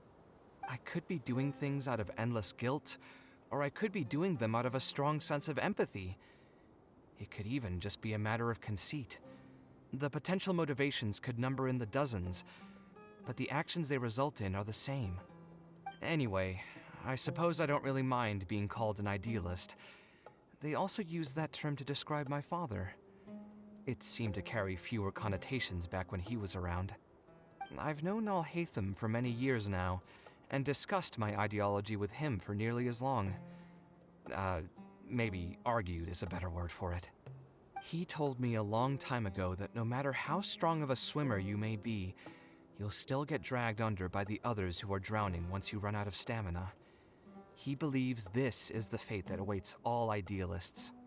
I still believe I should live by my ideals, and I've given him countless reasons why I think it's a good idea to do so.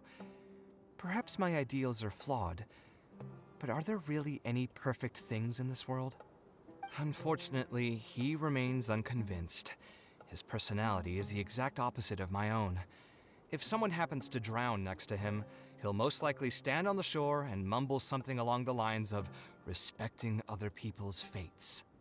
But as you can see, I'm not the only idealist in the world. Just as there are different seasons, there are also different people. There are many others who will continue to care about the fates of those who are not directly related to them. And when I finally run out of stamina, someone will also reach out and bring me back to shore. Someone will help me, right? Yes, I've already been helped like that before. But you've helped me plenty already. If you didn't reach out to me, I would probably be passed out on the tavern table right now instead of talking with Badawi. Either way, I'm feeling much better than when you first found me at the tavern. I can feel inspiration already welling up inside of me. Maybe this will be just the opportunity I needed to create a whole new style. All right, let's head to Aru Village. Now that we're here, it's my partner's time to shine. Marak! Oh, what's this? My toolbox. I built it using an ancient mechanical core. It's not too smart, but it's super useful and can help me with a variety of tasks. I'll take Marak and find a suitable location for the building. Once that is done, I'll get to work on a few designs. Traveler? Ah, you know each other? Hello. I suppose you must be Kaveh from Kasharawar. I have heard of you before. My name is Sataria, and I'm currently the person in charge of promoting educational assistance programs here in the desert. Educational assistance programs. Then you must be familiar with the local conditions here. I can't say I'm too familiar just yet, but if you have any questions, I'll try my best to answer them. I've been commissioned by Mr. Badawi to build a library in the desert. We've settled on the general design direction, but we are trying to finalize some details based on the conditions around the intended location. A library? Do you intend to open it to the public for free? That's right. I want to make sure the children will have books to read. That's fantastic! I'm sure the children will be thrilled. Right now, we don't have access to many paper books or a quiet place to read. Truth be told, this very thing has been keeping me up at night. Let me get straight to my questions then. Can you estimate the number of children around here who'd be interested in reading? Besides the usual noise of village pedestrians, are there any other sources of noise in the village? Oh, and have any landslides occurred here recently? And also, where are the spots around the village that have been most affected by wind and erosion?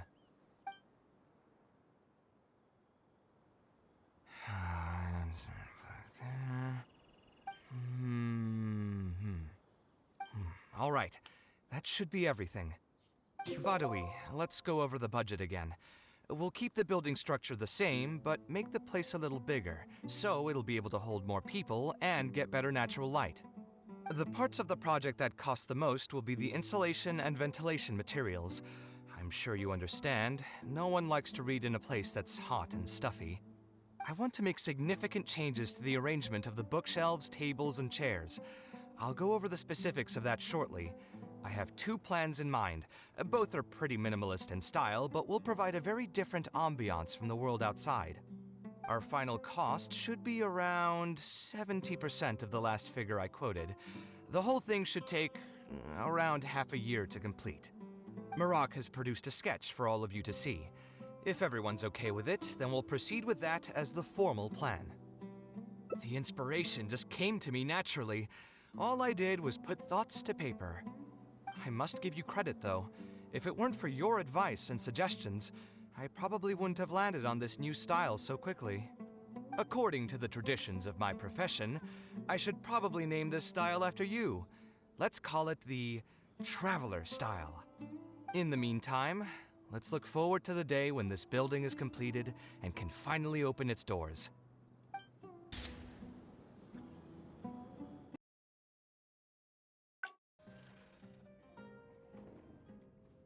Taking this commission was truly the worst decision ever. Oh, hey, I wasn't expecting to run into you here. Actually, while we're on that, what are you doing here at the tavern? Don't listen to anyone who says that drinking is an elegant pastime. It's no good for your health. So you saw all that, did you? Ugh, I thought I was in the clear. I made sure to double-check that nobody I knew was around. Anyway, thanks for looking out for me. Honestly, it wasn't that big of a deal. I'm used to it by now. Stress is just an inescapable part of being a working adult. Boss, I'll have a glass of wine, same as last time. Do you want something too? I'll put it on my tab. Wine in a glass of juice, coming right up. I know you're already keeping a secret from me, but if you could add this one to the list as well, I'd really appreciate it. Arguing with a client is not a good look for me. If word gets out, other potential clients might be afraid to work with me. That guy, though, what was he even going on about? All those ridiculous demands of his? He's just a blabbering fool trying to act like a know-it-all. Another glass, please, boss. I'm not leaving today till someone has to carry me out. You've got it, sir. I gotta say, though, it almost feels like you're saying that every other day now. It really is every other day that you'd run into a client who knows nothing about construction requirements or architectural style. If this was in the past, I'd never have gone through 6 whole drafts trying to accommodate the client's preferences. But perhaps getting used to this just means that I've grown numb to it. I've worked on so many projects since graduation, and none of them have been approved at the first pass.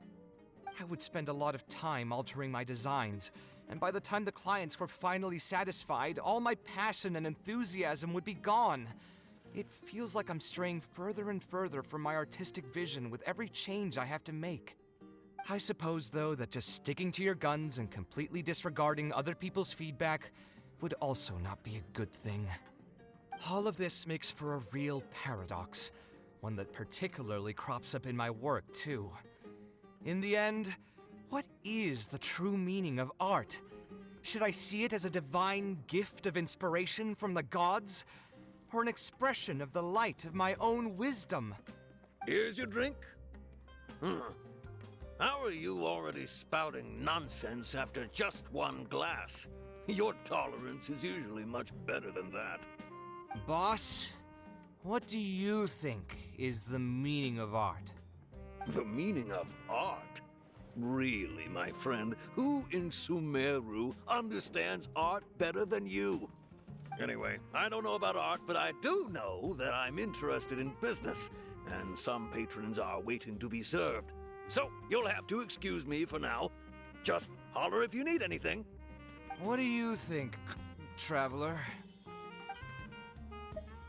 No worries. It was just an offhand question. It's been bothering me for a while. Even when I'm awake, the question haunts me like a bad dream. I still haven't found a good answer to it. Or maybe there was never a correct answer in the first place.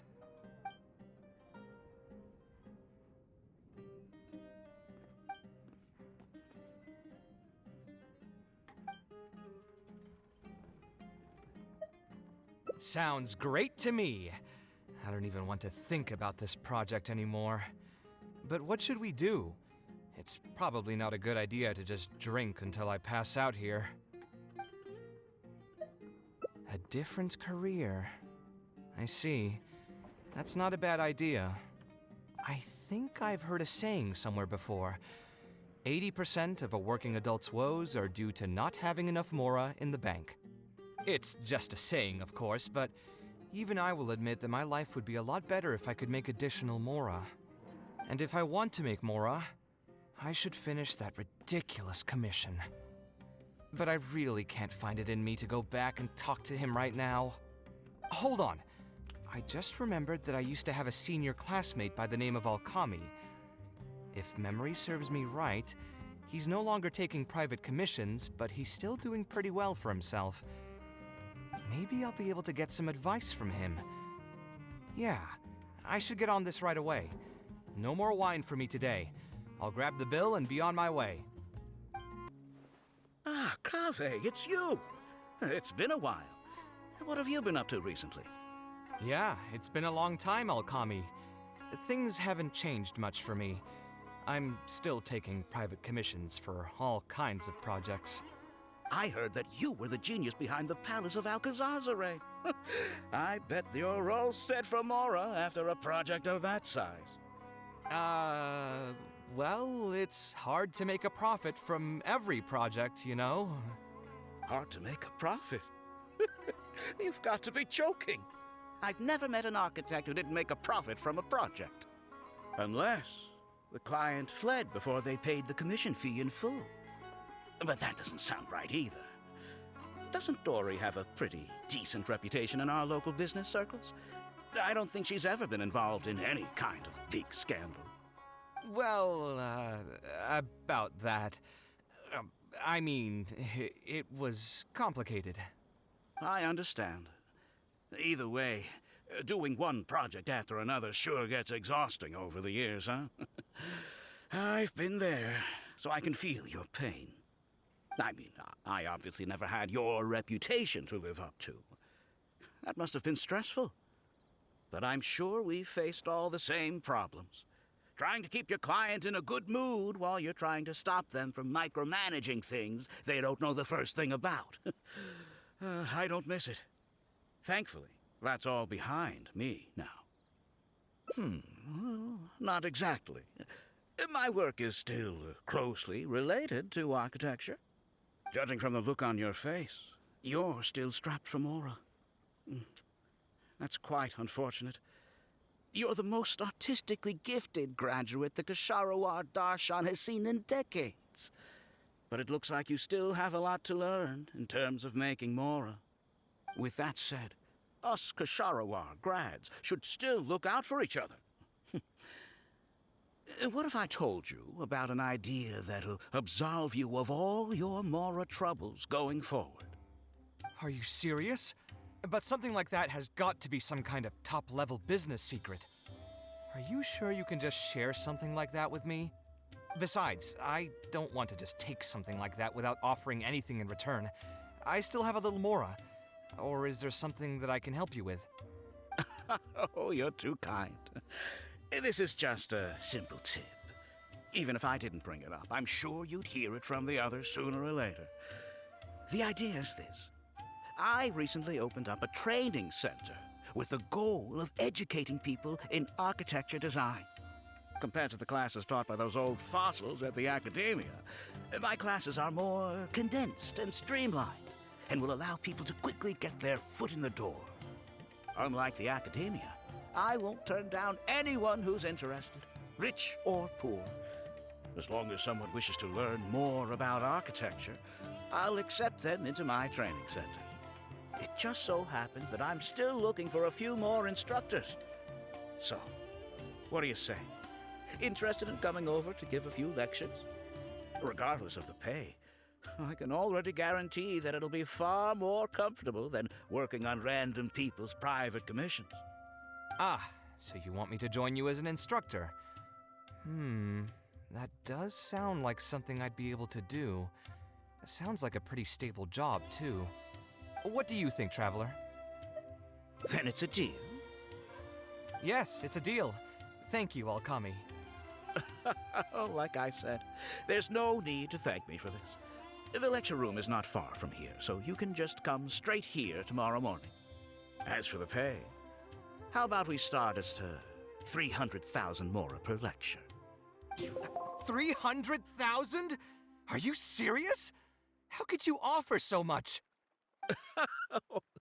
It would seem that you're still oblivious to your own economic worth. 300,000 is nothing compared to the prestige of having the Light of Ksharawar as one of my instructors. 300,000 is also just the base rate. Just trust me on this. The longer you stick with me, the more you'll come to understand your true value in the market. I have to go make some preparations now. See you tomorrow.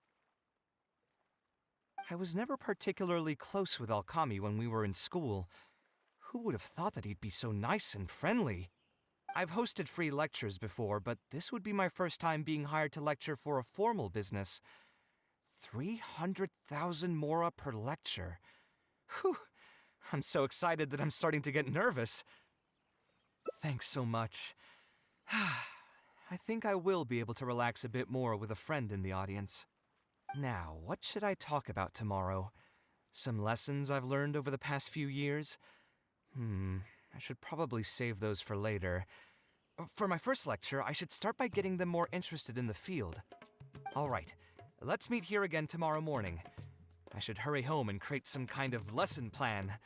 If I'm going to become an instructor, I should make sure I show up prepared. Oh, I didn't expect you two to get here so early. I was up last night preparing for the lecture, but I ended up getting so excited that I couldn't fall asleep. Here, I've prepared a lesson plan. Do you want to take a look? Lesson plan? I must commend you for your dedication. But the training center has already developed its own set of teaching materials. Instead of using your own plan, you can just use what we have here. Of course, you're always welcome to work in some of your own content to add some fun and flavor. Sure, be my guest.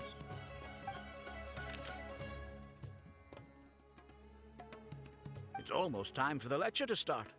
Feel free to head in and start the class whenever you're ready. Huh.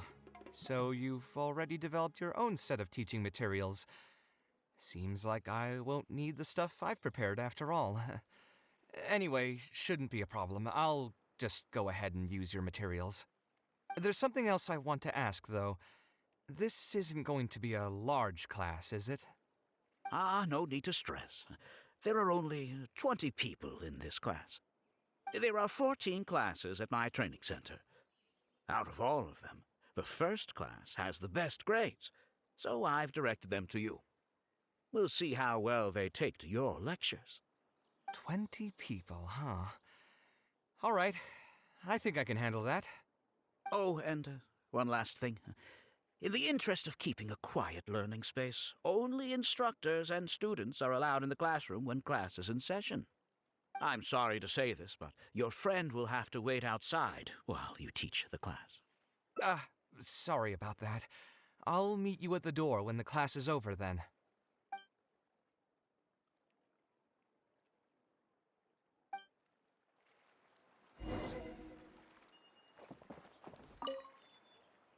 Hey there. Can I help you? Oh, Alkami? You mean that rich guy who's been making quite the name for himself? Yeah, he commissioned a set of furniture from me a while back. Paid a great deal of mora for it, too. I heard he earned a fortune working as a renowned architect. Now he's opened a training center so others can follow in his footsteps.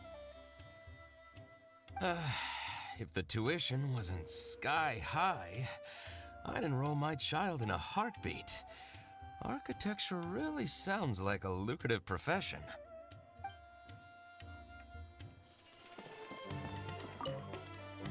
Did you hear? Alkami recruited Kaveh to be an instructor. I bet that'll boost his enrollment numbers. Really makes you jealous, eh? If you think about it, Alkami was never that talented himself as an architect. If we're just talking about professional skill, no one would pay for a class with him. That's true, but you've got to admit, his advertisements are really effective. After all, the academia only admits those that can pass its entrance exam, so only a few people could hope to study architecture in the halls of the Kasharwar. For those who can't pass the exam, or who just want to jump straight into the industry, the training center is the best bang for the mora. Man, to have that kind of business acumen.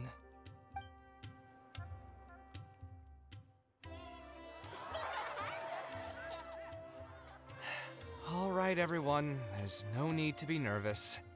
Class is over, so we can just chat for a bit. I shouldn't have lost my temper during the lecture. Did I scare anybody? No, you weren't scary at all, Mr. Kaveh. We were just a bit lost and didn't get what you were talking about. Oh, don't get me started. I was trying to use Alkami's materials, so I flipped through some pages and gave them a closer look. The more I read, the more upset I became. Alkami may fool an amateur, but he can't fool anyone who's active in our profession. The materials he made are completely useless for teaching real architecture. In my opinion, the most important skill of an architect is their ability to craft a design. In other words, they must be able to conceptualize ideas. There are tens of thousands of buildings in the world, as well as a countless number of architectural styles. Some designs emphasize aesthetics, while others prioritize practicality. The architects who can critically evaluate the quality and fit of different designs are those who can come up with great designs of their own. But you won't get any of that from the teaching materials they're using here. All these students are doing in class is rote memorization of existing designs. They are learning nothing about the underlying principles. How can they expect to become real architects? When they're done with this class, all they'll become are dilettantes with a pitiful smattering of architectural knowledge. But Mr. Kaveh, we didn't really understand anything you said after you threw away the materials either. What's the big deal anyway? It's not like we're looking to make some works of art. We just want to make some Mora. You're studying architecture to make Mora? Yeah! Why else would we be studying here? My biggest dream is to become someone like Mr. Alkami. Once I finally make my fortune in architecture, I'll be able to buy anything I like. Huh. In that case, I'm afraid you'll probably be disappointed. The reality is that the work of an architect is very difficult, and the pay is not lucrative at all. Believe me, I'm a perfect example. But how? Mr. Alkami just told us last night that you made a killing by building the Palace of Alcazarzare. He also said that as long as we graduate from his class, waves upon waves of people will reach out to us with private commissions, and we can just sit back and wait for Mora to fill up our pockets. It won't be long before I can put these miserable days behind me. Come on. And you all believed everything he said? But Mr. Alkami is really rich, isn't he? You... It's pointless trying to argue this with you right now. You've already filled your heads with pipe dreams. Let's go, traveler. Let's hear about Alkami's true plans from the man himself. What's wrong, Kaveh? You look quite flustered. Did one of my students offend you?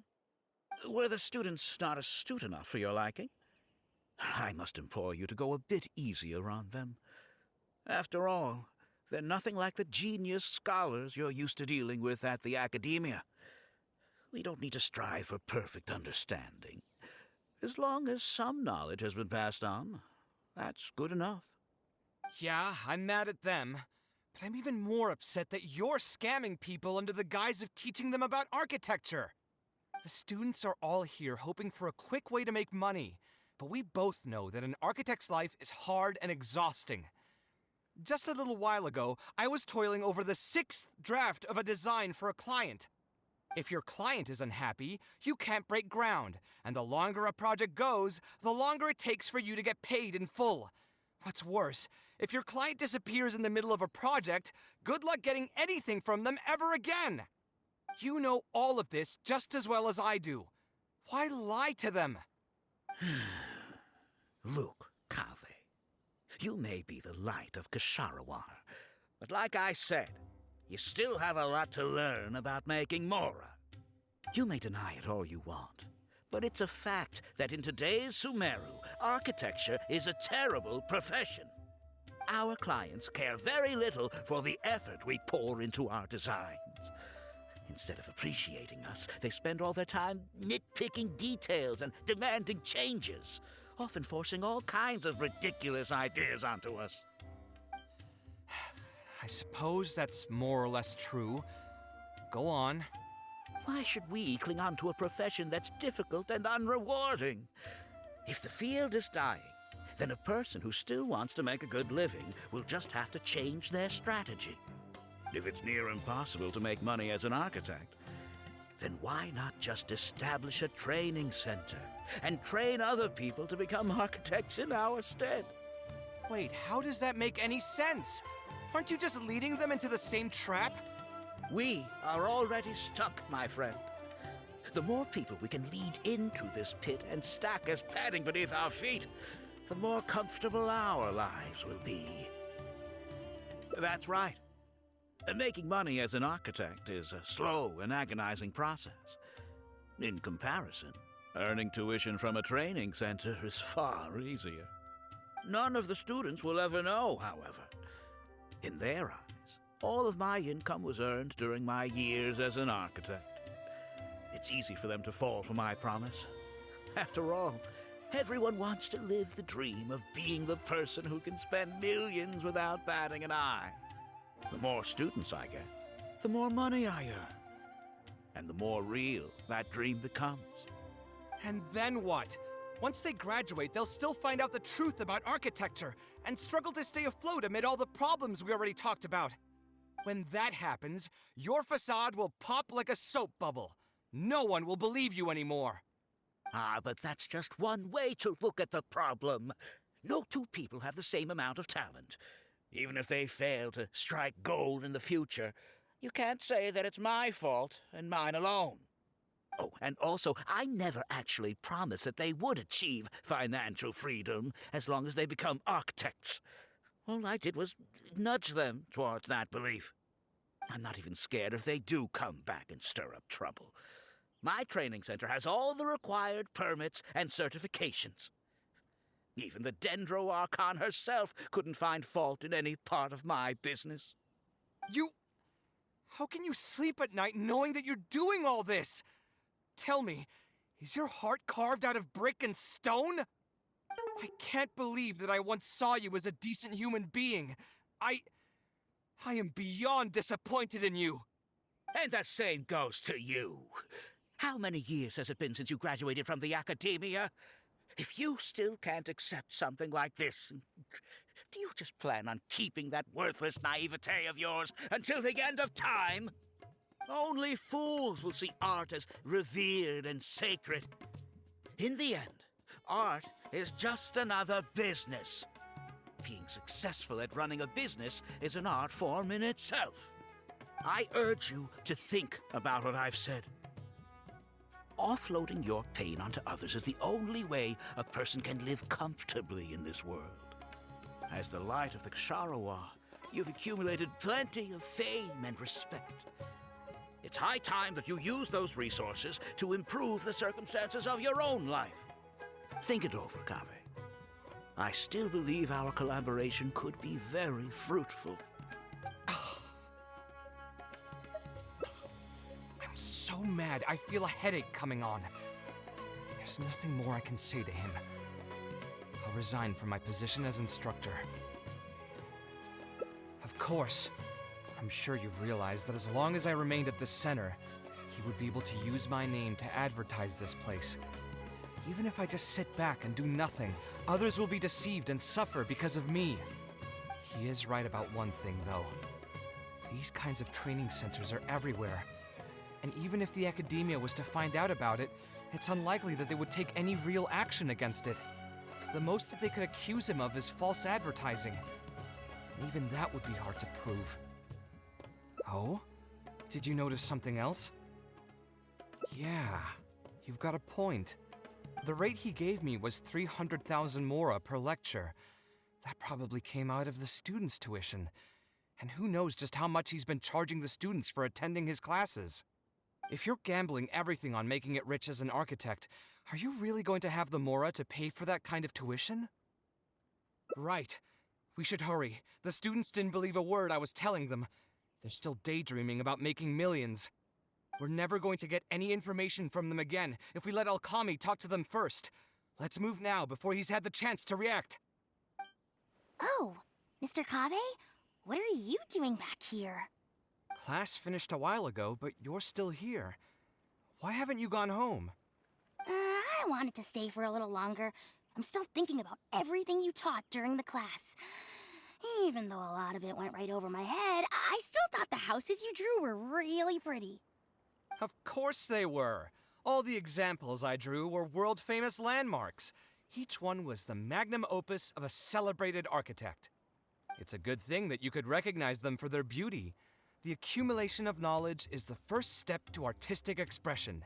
Instead of rote memorization, you should try to relate and to understand. And after that, try to resonate with the work. Resonate? Yes. When I first got into architecture, there were many things about it that I couldn't understand at all. I would find a building to be beautiful, but have no idea what made it so good. And for most people, just being able to admire a building is enough. To become a good architect, however, you must also learn to assess and appraise. Going from admiration to assessment will take a lot of time and specialized knowledge, and I'm afraid that some superficial speed training won't be enough to take you there. Just as I thought. Becoming an architect won't be as easy as Mr. Alkami made it out to be, right? I'm sorry. I'm not trying to crush your dreams. All I want to tell you is that an architect's life is not as carefree and easy as others may make it out to be. I understand. Thank you for telling me the truth, Mr. Kaveh. I think I'll still stay here for the time being, though, since my family still hasn't paid everything off. Paid off what? Sorry, I can't say anything more. Mr. Alkami made it very clear that anyone who talks about it will be kicked out of the class. Don't listen to him. I am the most famous architect in Sumeru. If he kicks you out, then I'll just take you in instead.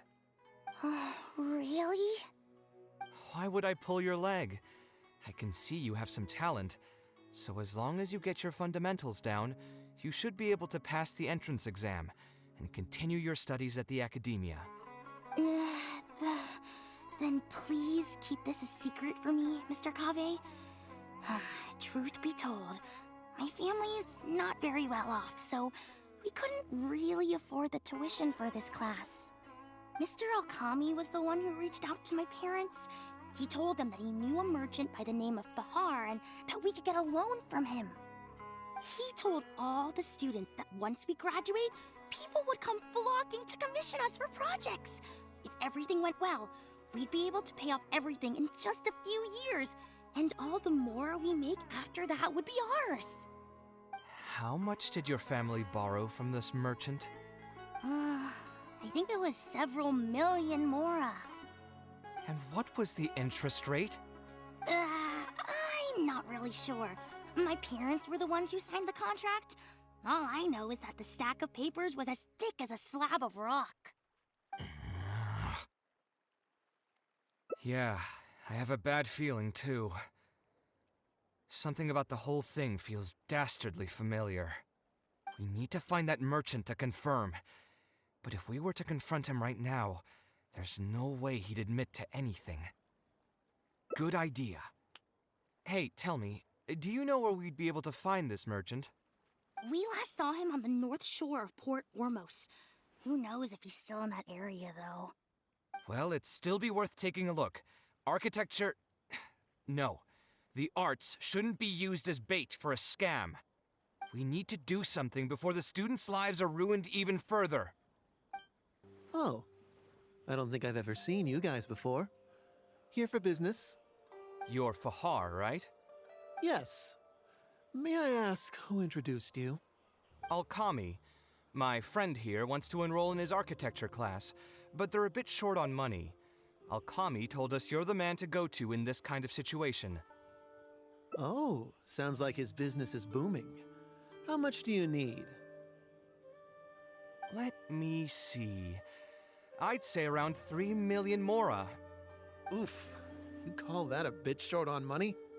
Anyway, since you're here because of Alkami, I can work things out for you. Make sure you sign the contract, though. Lots of people are borrowing money from me nowadays. Here you go. Don't worry, there's nothing particularly unusual about it. All you need to do is pay back the loan in full within 3 years. And what if they won't be able to pay it back? What do you mean, won't be able to pay it back? Once you graduate from Alkami's place, you'll be making millions of mora a year. Easy! At that point, paying this off will be a piece of cake. And even if you were to run into some difficulties and need to delay the installments, it's no big deal. We're all reasonable people here. If you can't pay quickly, you can just pay it back over a longer period. All that would change is your interest rates would get a little higher. It's hard work running a business. If we're taking risks to supply you with mora, it's only fair that you take on a bit of the financial risk as well. Anyway, there's no point in tying yourself in knots over the contract. With the way you're reading every single line, it's like you're worried you're about to get scammed out of your whole life savings. Why would I lie to you? Tons of students at Alkami's place have signed the contract. Aren't they all doing pretty well for themselves? I just did some calculations in my head. When you say the interest will get a little higher, do you mean it'll get higher than 30%? Of course, the contract did a great job of trying to obfuscate that fact. It only listed the amount that you'll have to repay every day, which gives the false impression that the amount hasn't actually increased by all that much.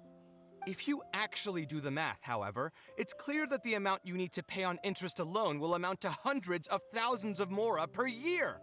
Most people can't even make that much mora in a year. Your greed really knows no bounds. Even my creditor doesn't dare to raise rates that high. Once a family's signed on to a scheme like this, there's no getting out. What are you trying to say, huh? I figured something was off when two well-dressed people came looking for a loan. Think you got the better of me? Too many people are sticking their noses where they don't belong these days. Luckily for me, though, this is a pretty secluded spot. Hey, come out and teach these guys a lesson! Eremites? I've already fought off more than my fair share of them when I was working in the desert. There are only a few of them, so they shouldn't pose much of a threat. Marak, you're up! Who are you, and what do you want? I don't think we've done anything to hurt or offend you, so why go this far to destroy my livelihood? Debt has the power to upend your whole life. I know very well just how miserable living in debt can be. But my debts are the culmination of many different factors, and my interest rate is still somewhat reasonable.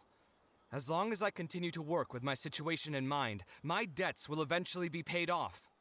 But these students are different. They have neither the mental preparation nor the financial resources to pay back a debt like this. You sold the dreams of becoming an architect to the students as bait, urging them to take on insurmountable amounts of debt to satisfy your greed. Ha! Everyone knows there's no such thing as a free lunch. It's their own fault for falling into the trap.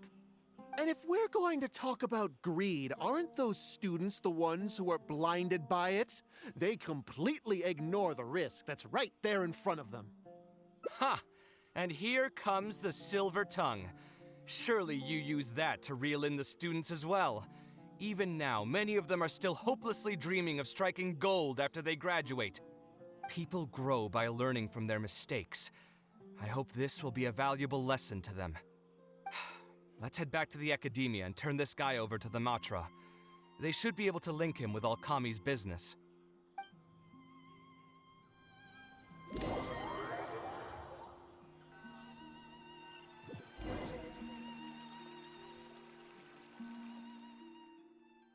Sino? Didn't think I would run into you here. My vacation just ended not too long ago, so I'm going over some cases at the academia. Who's this?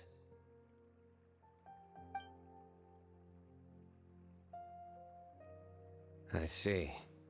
Charging an interest rate over 30% indeed constitutes a crime. As it is highly likely that Alkami is also benefiting from this scheme, the Matra will open an investigation on him as well. The training center will be closed until further notice. Any funds we manage to recover from the suspects will be returned to the students. It's unclear how much we'll be able to get back, however, given their extravagant spending. That should still be enough. Once the students realize the error of their ways, they won't fall so easily for such traps in the future. Anyway, thank you for your help. I hope this won't be too much trouble for you. It's no trouble. Just another day at work. How did you two get tangled up in this anyway? Did you accept any mora from him? He promised to pay me 300,000 mora per lecture, but I resigned as soon as I finished the first session. I didn't take a single coin. Ah, that's good. What do you mean, that's good? Would you have taken me into custody as well if I had actually accepted any mora? I wouldn't have gone that far. But, had he insisted that you were also an active participant in his schemes, under our rules, we would have been required to open an investigation on you as well. Either way, though, I believe you are innocent in all of this. Had you actually been alright with making money through less than noble means, your life wouldn't be the mess it currently is. Hey, what was that? What do you mean my life is a mess? Never mind. Your life is fine. You're just messing with me now, aren't you? Let's get back to business. If Alkami's case can be successfully resolved, you'll be eligible for a monetary reward from the academia. Don't forget to pick it up after the fact. Huh. I didn't even know there was such a thing. I never would have guessed. What I'm trying to say is that we didn't report Alkami because we thought we could make some more off of it. The reward will be given regardless of your personal motivations. It was implemented with the intent of encouraging people to supply tips to the Matra. Fine. Is there anything else? I want to go back to the training center one more time and talk to some of the kids. Sure, but you should wait until tomorrow. My subordinates will shut down the center today, and summon the students to gather information on the total amount of Mora they've lost in the scam. All right, then I'll stay out of their way. I can talk to the kids tomorrow. I have a few other things to take care of, so I'll be off for now. If you want to follow up on this case, just come find me again. Or ask one of the Matra. That should finally be the end of that. Oh, who would have thought it would turn out like this? All I wanted was to find a new gig and earn some Mora. To think Alkami would sink this low, it still makes me really upset. Still, I think I feel a little better now than when you found me back at the tavern. It's a little ironic, but you could say it's because I've realized that there are many circumstances in the world that are even worse than my own. Now that I've seen such things firsthand, I suppose I've earned a new sense of appreciation for my life. How should I put it? I'm pretty stubborn when it comes to my profession, so I often argue with my clients. The arguments are usually extremely frustrating, and every once in a while I'd wonder if I only became an architect because fate wanted me to pay for some sins I'd committed in a previous life. Alkami's suggestion would have allowed me to quit my life as an architect and earn money solely from my reputation. But now that I've experienced that for myself, I can confidently say that I'd never want to do it again. Every scholar has their own sense of pride and a line that they don't like to cross. Of course, when faced with the vicissitudes of life, some will surrender these things to seek a more comfortable life. I can understand that. Just speaking for myself, though, I don't think that's something I'd ever be able to do. The voice in my heart would just keep repeating one thing. The moment I turn away from my dreams would be the moment my career ends. If I stopped devoting everything to my creative activities, I'd be able to lead a more comfortable life, but at the same time, my sense of intuition and understanding for the arts would also begin to degrade. At that point, any materialistic ease I may have gained in life would just become another form of torment. In comparison, my current life comes with its share of difficulties, but at least I'd never have to deal with that kind of existential reckoning. I appreciate it. You may call me conceited for this, but I would also like to think I'm talented enough to be able to lead a decent life without compromising my pride. It's certainly not easy, but I want to keep at it. My thanks again for being such a great help throughout all of this. I'm planning to pay another visit to those kids tomorrow. Want to come with me? All right, I'll see you tomorrow then. Get some good rest. I never would have guessed Mr. Alkami was a scammer. The training center has been shut down, and the Matra have promised to return some of our tuition. But we've already spent so much time on this class. What should we do next? Mr. Kaveh said we can keep working on our fundamentals and try to get into the academia. Ha! Easier said than done. If it was easier to get into the academia, none of us would have signed up for the class in the first place. Only the best of the best can get into the academia studying on their own. Mr. Kaveh might be willing to teach us. Why? What reason does he have to stick around? So, you're the only ones that showed up today, huh? Huh? Kaveh's here! Now, that's Mr. Kaveh to you. I'm here as your instructor, so let's keep things a little more proper. I'll keep instructing you for a while longer. You can pass on the message to the other students. As long as someone wants to come, they can join the class. Oh, also, I'm usually pretty busy, so I'll only be able to teach architecture fundamentals on my days off. Another disclaimer, I can't promise that you'll all be able to understand everything I'm going to teach. Architecture is not an easy profession. Aesthetics aside, even the basics of safe design can already be a handful for most people. If you want to design safe buildings, you'll have to go through a systematic study of structural engineering. And just as a heads up, all of this will be a huge step up from the superficial stuff you were learning before. It'll take both talent and perseverance to get through the course. I don't want to hear anyone say that I didn't warn you. We'll try our best. It seems some of you are really serious about this after all. All right, everyone, pack your stuff up. No need to prepare much for today's class. We're going to go on a quick field trip.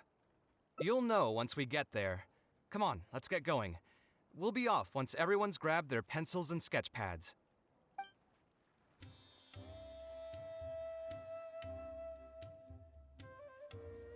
This lighthouse has been around for a long time, and I handled its renovations when I first graduated from the academia. The point of today is not so much about the lighthouse as a building, however. I just want you to take a look at it and do a bit of self-reflection.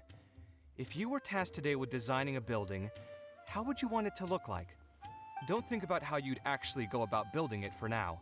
Just put your ideas to paper and draw the prettiest building that comes to your mind. So, it can be, any kind of building? Yep, as long as you think it'd look good. It doesn't even necessarily have to be a building. If you want, you can draw trees, the ocean, or even a garden area. Draw whatever you'd like. In my experience, it's best to approach the study of architecture from a point of personal interest, rather than for the sake of a career. Both the study and practice of architectural design are extremely difficult. A person who's forced to work on projects that they don't resonate with will only struggle and suffer. So at least for today, I hope the students will be able to create something that they enjoy.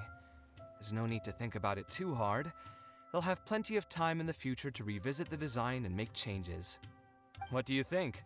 Want to try your hand at it as well? Don't forget that this is a free class from Mr. Kaveh, the Light of the Ksharawar. On a normal day, this would cost you 300,000 mora.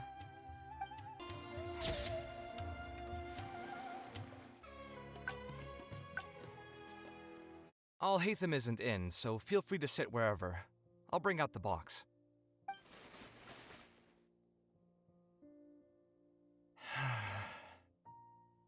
Oh, nothing. I just didn't realize how much time had passed.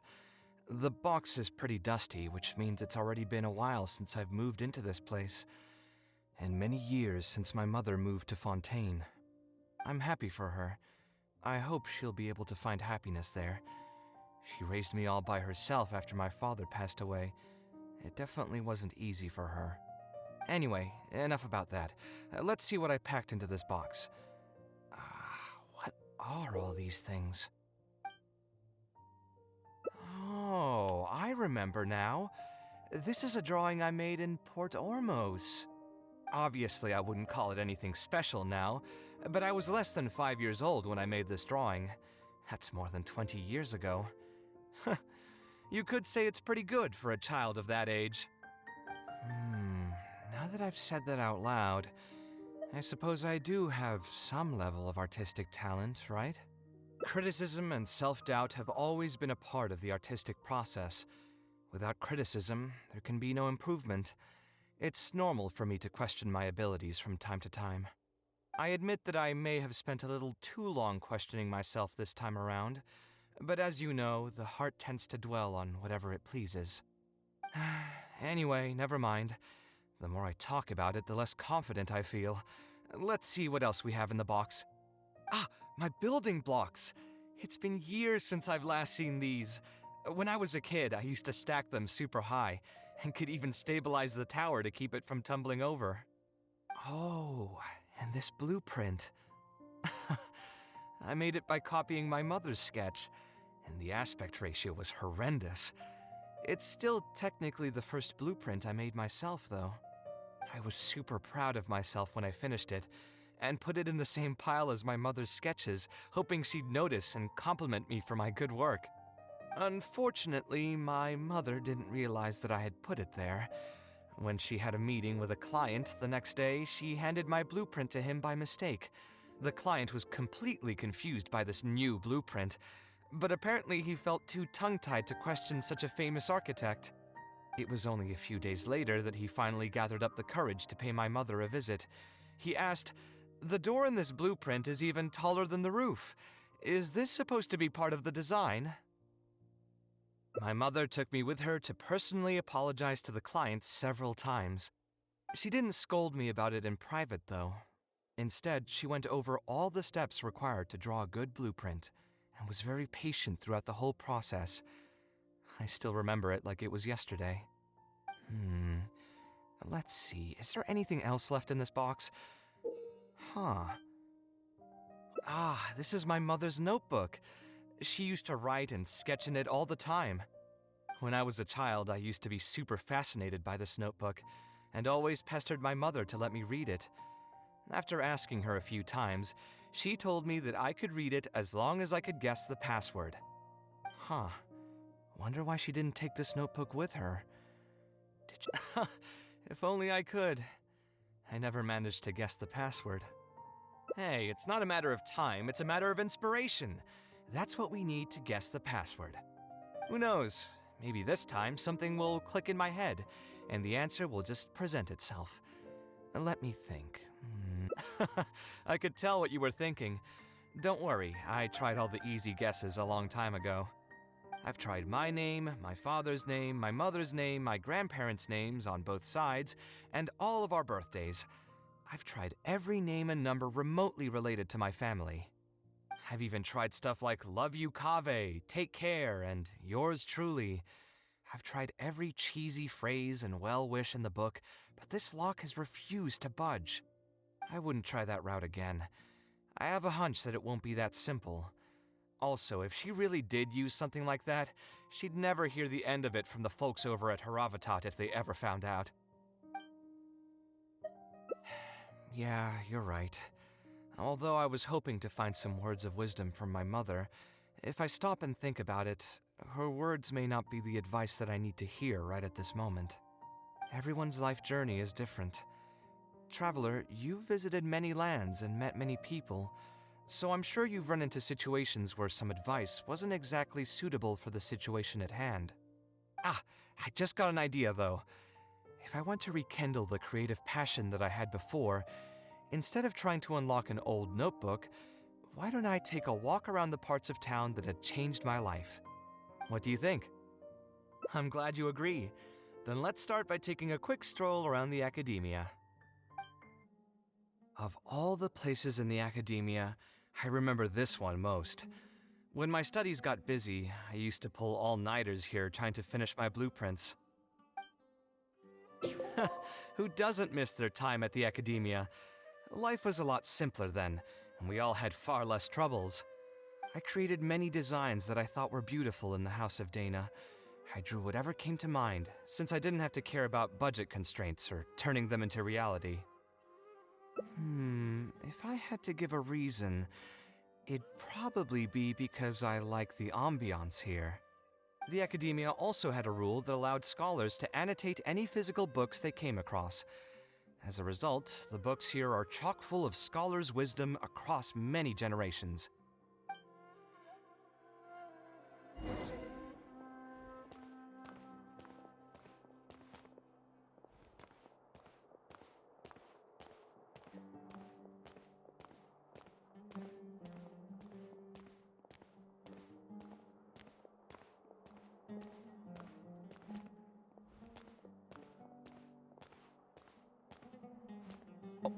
Here, this is a great example.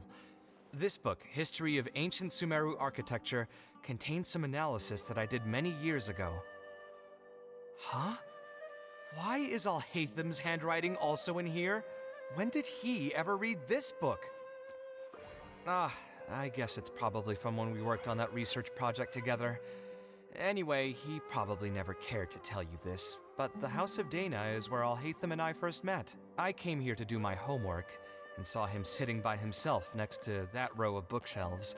A group of Haravatat scholars were chatting near him, but he looked as if he was too lazy to join them. There was a pretty stark difference between him and all the rest of them. It was my fault for feeling bad for him. I thought he must have gotten into some kind of trouble and went over to ask if he needed anything, not realizing that... Not realizing that you were in fact the one in a whole heap of trouble? I'll hate them? Why are you here? The House of Dana is a public space. Anyone can come here, no? But shouldn't you be at the records room at this hour? You're not here to watch me make a fool of myself, are you? You think I would derive amusement from watching you fall into depression over your life's various troubles? If that's the case, then I suppose I must have been entertaining myself for years. I came here to pick up a few files. If your voice hadn't managed to get through my soundproof earpieces, I probably wouldn't have noticed you. All right. I admit I was probably overreacting just now. Probably not when he's right here with us. As his senior, I shouldn't try to tarnish his reputation. There was nothing embarrassing or shameful about it. When I was still a student at the academia, I once collaborated with Kaveh on a research project. A collaboration is usually beneficial for all parties, but due to issues with our personalities, we ended up going our separate ways before completing the project. We had a number of differences, and they remain unresolved even today. But there's no point going into that right now. The more important question is, why are you at the House of Dana? As a senior scholar, isn't it my responsibility to offer my friend a quick tour and explanation of the academia's architecture? I see. Then let me guess. Your next stop will be the pavilions around Razan Garden? Our famed architect sure loves showing off that corner to all his friends. Oh, and Kaveh, a lot of the books you annotated have been moved to the innermost section of that bookshelf over there. You'll have to dig them out yourself if you need to find them. Huh? But why would you know that? Don't tell me you finally had an epiphany and realized that there's great virtue in respecting your elders' work. Sure, if that will give you some self-confidence. Leave any words of thanks you may have to the ex-Grand Conservator.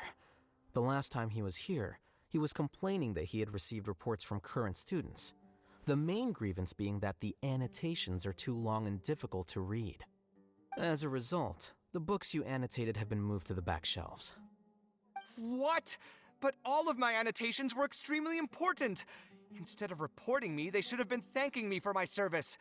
The notes that I took, they couldn't have asked for a better analysis of those books. Okay, just you wait. I'm going to fix this right now. I'll dig all the books out and return them to the proper shelves. Oh, we'll wait. Anyway, you were about to say he's feeling a bit down? Put through the ringer. What an interesting phrase. He probably did suffer quite a bit, that's true. He always spends a lot of time editing his proposals, with the goal of satisfying as many of the client's preferences as possible. But the satisfaction of one client will not translate to general satisfaction with his work. Many problems in life can only be solved by a fundamental change of attitude. As the leading genius of Ksharawar, Kaveh should have both the right and the confidence to reject any unreasonable demands. There are plenty of architects in Sumeru who are inferior to him in skill, yet far more irascible in temperament. What's more, there are plenty of people who look up to such individuals as paragons of staying true to one's principles. Clearly, his predicament is inevitable, since he holds other people's feelings as more important than his own. Of course, each person is different, and we should respect the paths that they have chosen for themselves. Admonitions will serve no purpose. People tend to succumb to familiar pitfalls, and this is especially true for those who believe it's their duty to carry more burdens on their shoulders.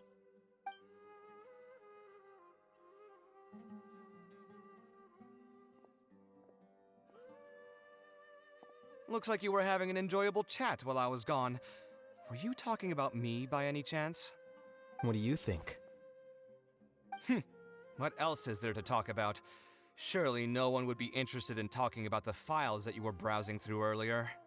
Anyway, you should take a look at this. Look at this comment on page 82. Dear Kaveh, thank you so much for annotating this book in such detail. It was a great help to me. See that? Now that's how a student should treat their seniors. And it looks like you're already in a much better mood now. It really doesn't take much to make you happy, huh? Me happy? I'm mocking that retired blockhead for being so full of himself. He understands nothing about the true beauty of architecture. When I can find some time, I'll have a serious talk with him about making sure these books are put where they belong. Why don't you just move all the books yourself? It's not like he hasn't cursed you out before. What was that nickname he gave you while you were in the academia? The Urchin of Kasharawar? Kaveh had a habit of scribbling and writing in all kinds of books. Hey! You didn't need to bring that up. At least not when I'm still standing here. Oh, actually, I also found a really old sketch in one of the books over there. See? Doesn't it remind you of something? Huh? Don't tell me even you don't get it. Don't ask me. This is the time you specifically put aside to brag about yourself. Feel free to hoard all the spotlight you want. You... In that case, allow me to explain. Although this sketch is a little abstract, you can plainly see from the road plans that this was an original concept for the expansion of Port Ormos. We can also plainly see that the designer was a huge fan of this project. It's the project he loves to talk about the most, second to the Palace of Alcazarzare. If I don't keep bringing up the neat projects that I've done, how would anyone know that I was the one who did them in the first place? There shouldn't be any complaints about Port Ormos. If I remember correctly, the construction process was very smooth, everything was made ready ahead of time, and there were very few safety concerns. There are indeed no records of any complaints about this project. A most impressive achievement. See? What did I tell you? Come on, let's take a stroll through Port Ormos next. I'll tell you all about the designs I made for the place. No need. It's almost time to clock out for the day, and I don't intend on bringing any unfinished work home. Suit yourself. It's not like you know how to appreciate artistry anyway. Let's go, traveler. I'll take you to Port Ormos.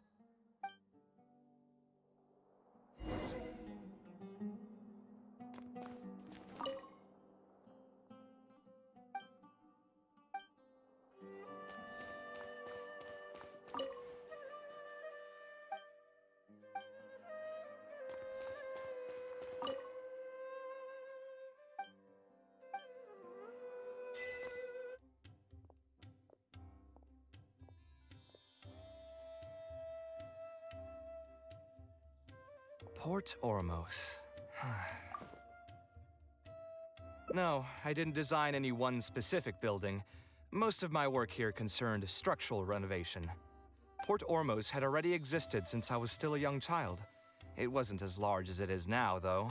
It only came to its current size after a sizable expansion. I was part of that project. The arch bridge over there, for example, that was one of my designs. When I was first tasked with the project, I decided to reference the growth patterns of nearby trees to split Port Ormos into 2 levels. My goal was to improve the overall utilization of space.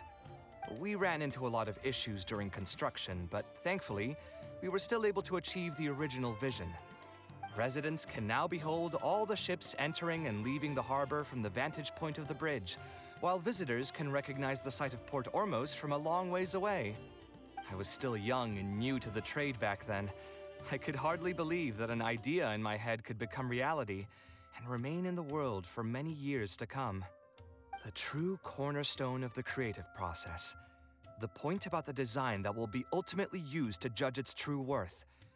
It was the first time that it became crystal clear in my mind. Once built, a building will continue to stand. Countless people will see it, and countless more will step inside it. Its final worth, whether it's good or bad, will be assessed by the countless generations of people that interact with the building during their lives. You think so? I'm glad to hear that. But even with this project, I still had one small regret. My budget was tight, and I was unable to use the higher quality timber I had originally intended for the design. I knew that some concessions on aesthetics would be needed as soon as I agreed to a proposal that prioritized the practical functions of the project. Us creative types know better than anyone that most projects cannot be completed without a few regrets. Even the Palace of Alcazarzare was not perfect. Yeah, you're right. I should learn to look toward future opportunities. and believe that any regrets I have can be overcome in time. We've spent long enough here. There's still one last place I want to go, but it's a little far. Would you be interested in a quick trip to the desert? Great. Most of my projects over the last few years have had something to do with the desert, partially because there's a special place there that I often visit. This is a rare opportunity, so why don't you come along and see it for yourself? If you ever feel down, maybe you'll be able to go there and feel better too.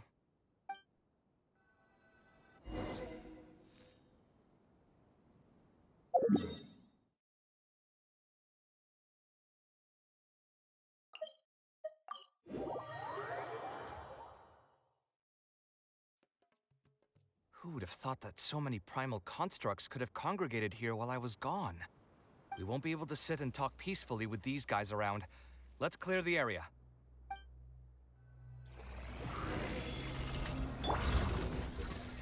Stabilize! I will have order! Wind strike! Kick! Shove! Illusion shattered! As one with wind and cloud! This one's got your name on it! Ah!